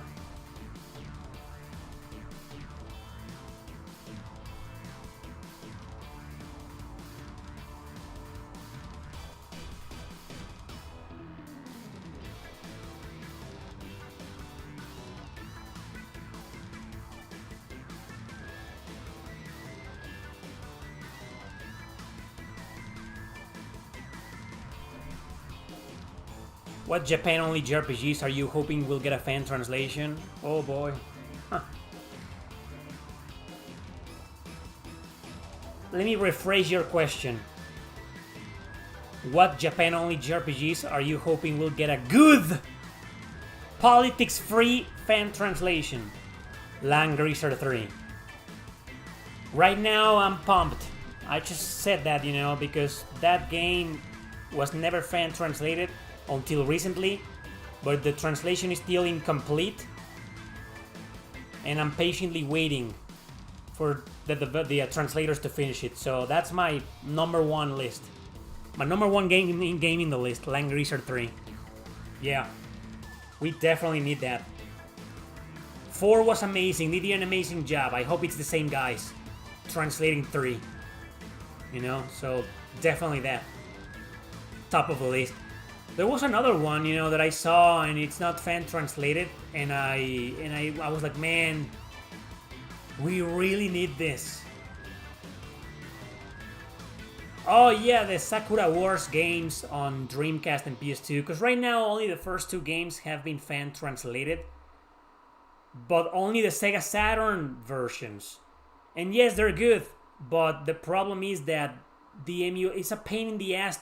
Because Sakura Wars 1 and 2 come with like more than one disc. And changing discs is a pain in the ass. Like I'm not even gonna bother with Sakura Wars 2. I want to. I'd love to play it, it's fully fan translated, but unfortunately it's almost impossible for me to figure out how to change from from disc 1 to disc 2. So I'd rather just patiently wait for the translators to work to adapt that translation to the Dreamcast or PS2 ports, and then I'll play those, Those are also top of my list. Mark of the Mermaid? I'm afraid I've never heard of that. Hey, Inane Dreams, what's up, man? I'm doing well. Did the music stop?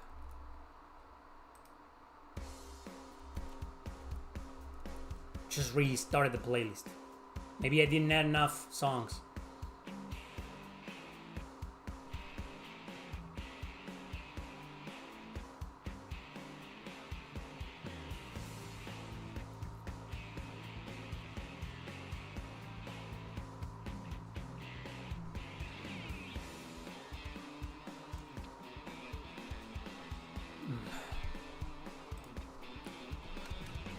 Now I need to know what's Mark of the Mermaid. Fuck. I can't help it, man. I have a passion for obscure games. Obviously, you guys have noticed that. I need to know what Mark of the Mermaid is. Sounds like a Super Nintendo game. Maybe I should play live one of these days, all of those PC 98 games. Oh, okay, so Mark of the Mermaid on PS1. It's a tactical RPG. Really sexy cover. Oh, now I know why you want that game translated, man.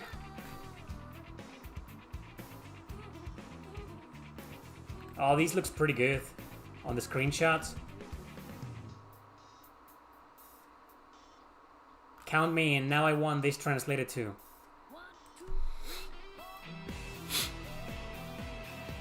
No, he wasn't a misfit. There's a PS1 tactical RPG called Mark of the Mermaid. Did you miss some Final Fantasy discourse? Yeah, these guys were pinning Titus versus Vaughn. And some dude called Snow, with whom I don't remember. Lovecraftian strategy RPG on the PS1. Still no fan translation yet. Well, we can only continue to hope. But yeah, Inane Dreams, you missed Titus versus Vaughn. And there were a couple of people defending Vaughn. Man, it takes balls nowadays to defend a character like Vaughn. Like, I 100% disagree, but I respect the people who have the balls to stand up for Vaughn. That's so fucking rare, man. To see somebody defending Vaughn. Did you recommend Wacken Rotor on Sega Saturn? I believe I downloaded the game a long time ago and it didn't work, or it wasn't fully fan translated, or I don't remember what happened, man. I remember downloading the game. Oh, the translation wasn't complete, or something happened and I just deleted the ROM. I couldn't play it. I didn't play it. But I don't remember why. It's a strategy RPG on Sega Saturn. Black Matrix. Yeah, it's also PS1, right? There's a Game Boy Advance game, but they only translated the menus or something. None of the Black Matrix strategy RPGs are fully fan translated, so I'm waiting for those two. But yeah, I'm on top of the list right now, Land Greaser 3, and the Sakura Wars ports on Dreamcast and PS2, so I won't have to change discs. It's a pain in the ass on the Saturn emulator. Nocturne or Digital Devil Saga? Oh, Nocturne, man, it's a much better game. Digital Devil Saga is great, you know, but Nocturne is like the GOAT. Huh. One of the best Shin Megami Tensei games ever, period. I recommend a remaster. No censorship, no political bullshit, believe it or not, and it comes with some really cool quality of life features. I strongly recommend you play the remaster of Nocturne. PS4, Switch, Windows, any version. In my opinion, it's the definitive version of Nocturne to play. But if you really want to stick to the PS2 version, be my guest, you know, but it's excellent. You think Tidus will win, but you could change your mind? You don't need to! Thank you, Disfunctor. Appreciate that super chat, man. You don't need to change your mind, Inane Dreams. Nobody in this planet should even bother trying to change their mind. Nocturne, unless you want a more traditional JRPG skill-free progression. Well, the thing about Digital Devil Saga is that that's not the problem. The problem with those games, that duology, is that they feel extremely repetitive. Like, I don't believe the dungeon design was good. Hell, in Nocturne, it's great, but it's still kind of questionable. In Digital Devil Saga, like, I really hated some of the dungeons, you know, and I think grinding on those in that game is not as fun as in Nocturne for some reason. It's probably because in Nocturne, what keeps you up for the grind is to get better demons, to get new demons and fuse them and stuff like that, whereas in Digital Devil Saga, you don't recruit demons, you are the demons, you know, and all you do is gain new abilities, you know, like a skill progression system you mentioned, you know. So, I don't know. I'm not saying Nocturne is objectively better than Digital Devil Saga, but it's kind of hard to... it's kind of hard to top. I just feel like Nocturne is much more fun and entertaining than Saga, you know? My opinion, I don't want to sound like a Digital Devil Saga hater. I like it. I think it's a great game. Gave it an 8.2 in my blog, you know, but it has a lot of problems. I'm saying it doesn't give you... It never gave me enough incentive or motivation to really grind and finish them, you know? I never finished them. There's still some SNES JRPGs that haven't been translated, like Light Fantasy. I am sure almost every single Super Nintendo RPG is fan translated, though. You sure about that? I didn't know that. I didn't know there were still some of them missing. You only got the bat guy in Digital Devil Saga 1. Oh, you have a long way to go, man. Random encounters on Digital Devil Saga is a pain in the ass. Yeah. Nocturne is kind of up there as well, you know. But yeah. But you wanna know why it's an even bigger pain in the ass in Digital Devil Saga? Because of the dungeon design. It's just tiresome and poorly designed in some areas, you know. That's the worst combination possible. Random encounters and bad dungeon design. That's any RPG gamer's nightmare. The combination of those two. Because if you're gonna have a high encounter rate, at least give me good dungeon design, right? Or if your dungeon design is gonna be bad, then remove the random encounters at least, you know. But the combination of both is like that ruins it. And some dungeons in Digital Devil Saga are like that, like ruined, completely ruined.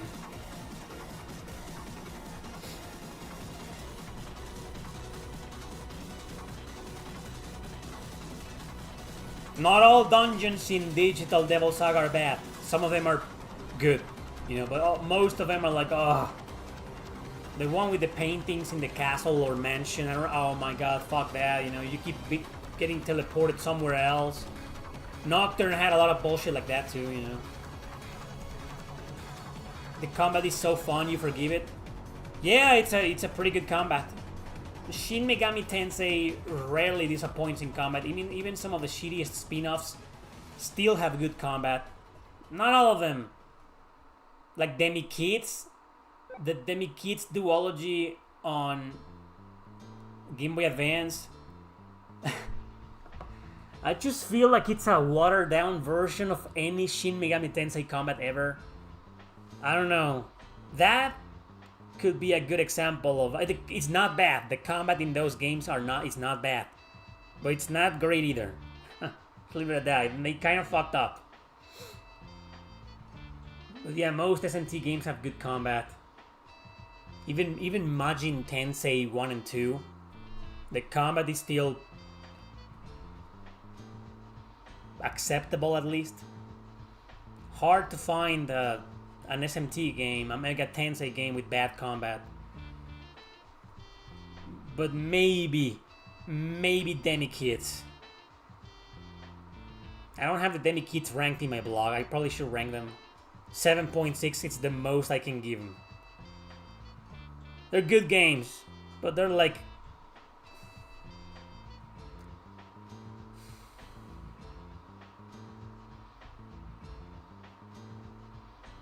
There's no translation for Elfaria on the SNES. You sure? I think I remember seeing that on Retro Game Talk, which is CD Romance.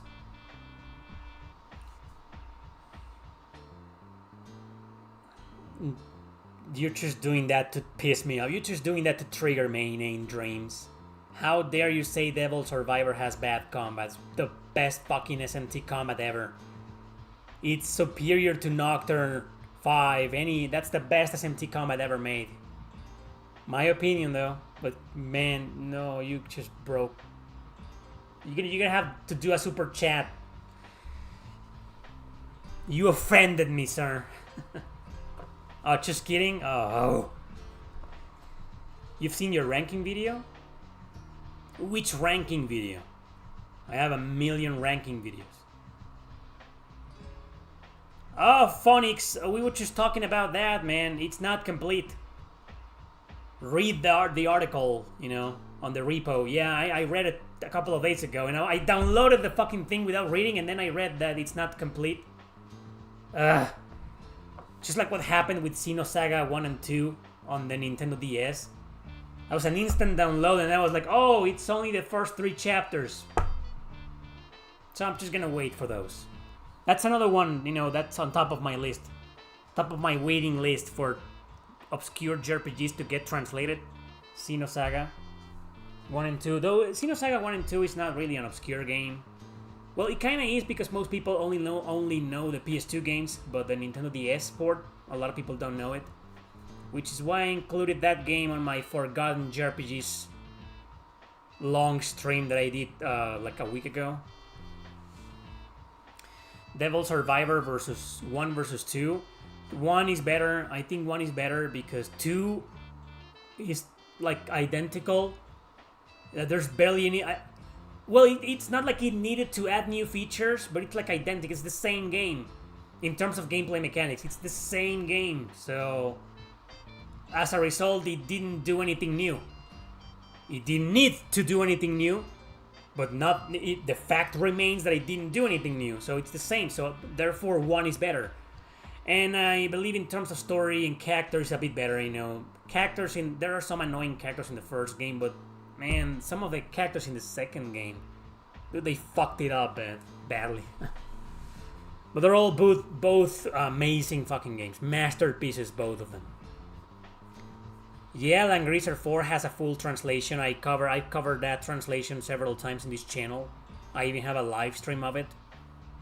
Beat it like a year and a half ago. I have a couple of fans who usually are here in the chat who finished Shin Megami Tensei on SNES.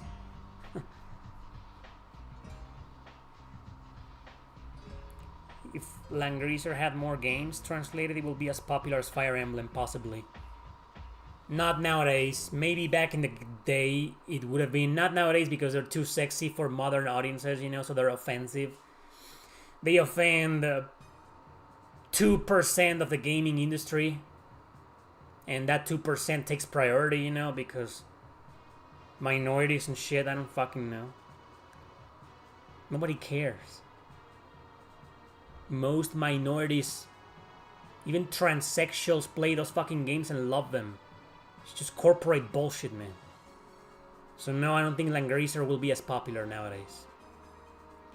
Have you tried Ys 1 and 2 on Nintendo DS? Yes, I did. I didn't finish in there. I prefer the PSP versions, which I finished. But the Nintendo DS versions are fine. They're good ports. The huge difference is that that's the only version of those two games where you can actually swing your sword. In every single other version of Ys 1 and 2, and those two games have like a million versions. They were released on like 20 fucking consoles. I'm not kidding. The Nintendo DS version, what makes it special above all the others is that Adol can swing his sword instead of just bumping, you know. But it doesn't feel like it's a big deal, like, you know, a game, like a dealer, you know. Oh, that's the killer feature of the Nintendo DS. No. I still think the PSP versions are the best ones. But the Nintendo DS version of those two games it's pretty solid, you know. Light Fantasy 1 has been fan translated. Told ya, but not the second one, huh? I'm sure Elfaria is translated as well. Is Proud Nordics just got released, but you don't feel like replaying it? Then don't. I don't care about it either. Bumping is satisfying though, it is, especially in the PSP versions. It was in the original versions as well, but in the PSP, I don't know, they must have done something to it and it feels like very satisfying, like you know? I like that.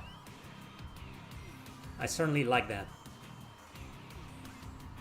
We need the Arc the Lad Collection remastered. We do not need it remastered. Just put the fucking games in there. Digital. On PS4 and 5. That's all we need. We don't need it censored. Nowadays, let's face it. Remaster is a synonym to censorship. Same word. Do you want that? I don't.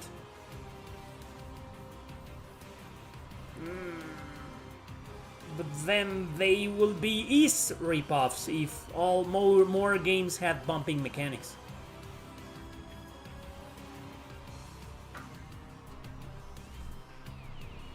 Xenoblade Chronicles, oh, of course, it's from this song right now. Of course it is.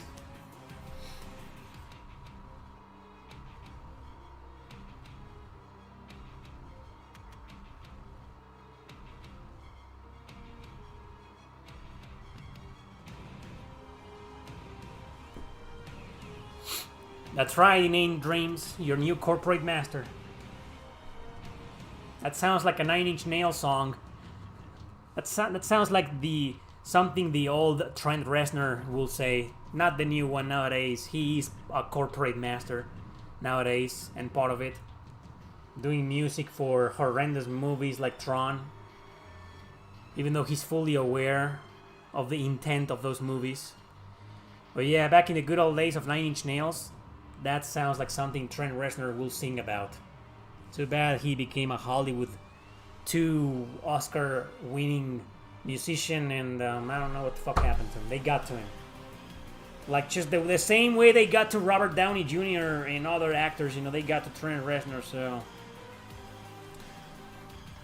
Let's not sour the mood anymore. How he got sober now?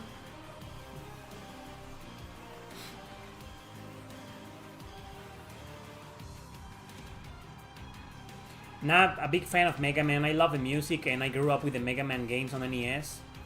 But I never beat a single one of them. They were just too frustrating, you know. When it comes to the legendary difficult NES games, the ones that are like great, like Contra, Castlevania, Ninja Gaiden, you know, Double Dragon, I prefer all of those over Mega Man. I don't dislike Mega Man. I just... For some reason, I found them the most frustrating of them all.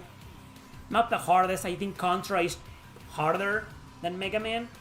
But there's something about Mega Man controls and gameplay mechanics that I just... No. I don't know what's up with me and Mega Man. Not a hater, you know, but not a big fan either. Yeah, I gotta go too, so... That's it for today, guys. Thank you very much for watching. Hope you enjoy this chill and relaxing goddamn Q&A, which was obviously nothing chill and relaxing, but I hope you enjoyed it anyway. And see you in a couple of weeks more. Thanks for watching, guys. Bye-bye.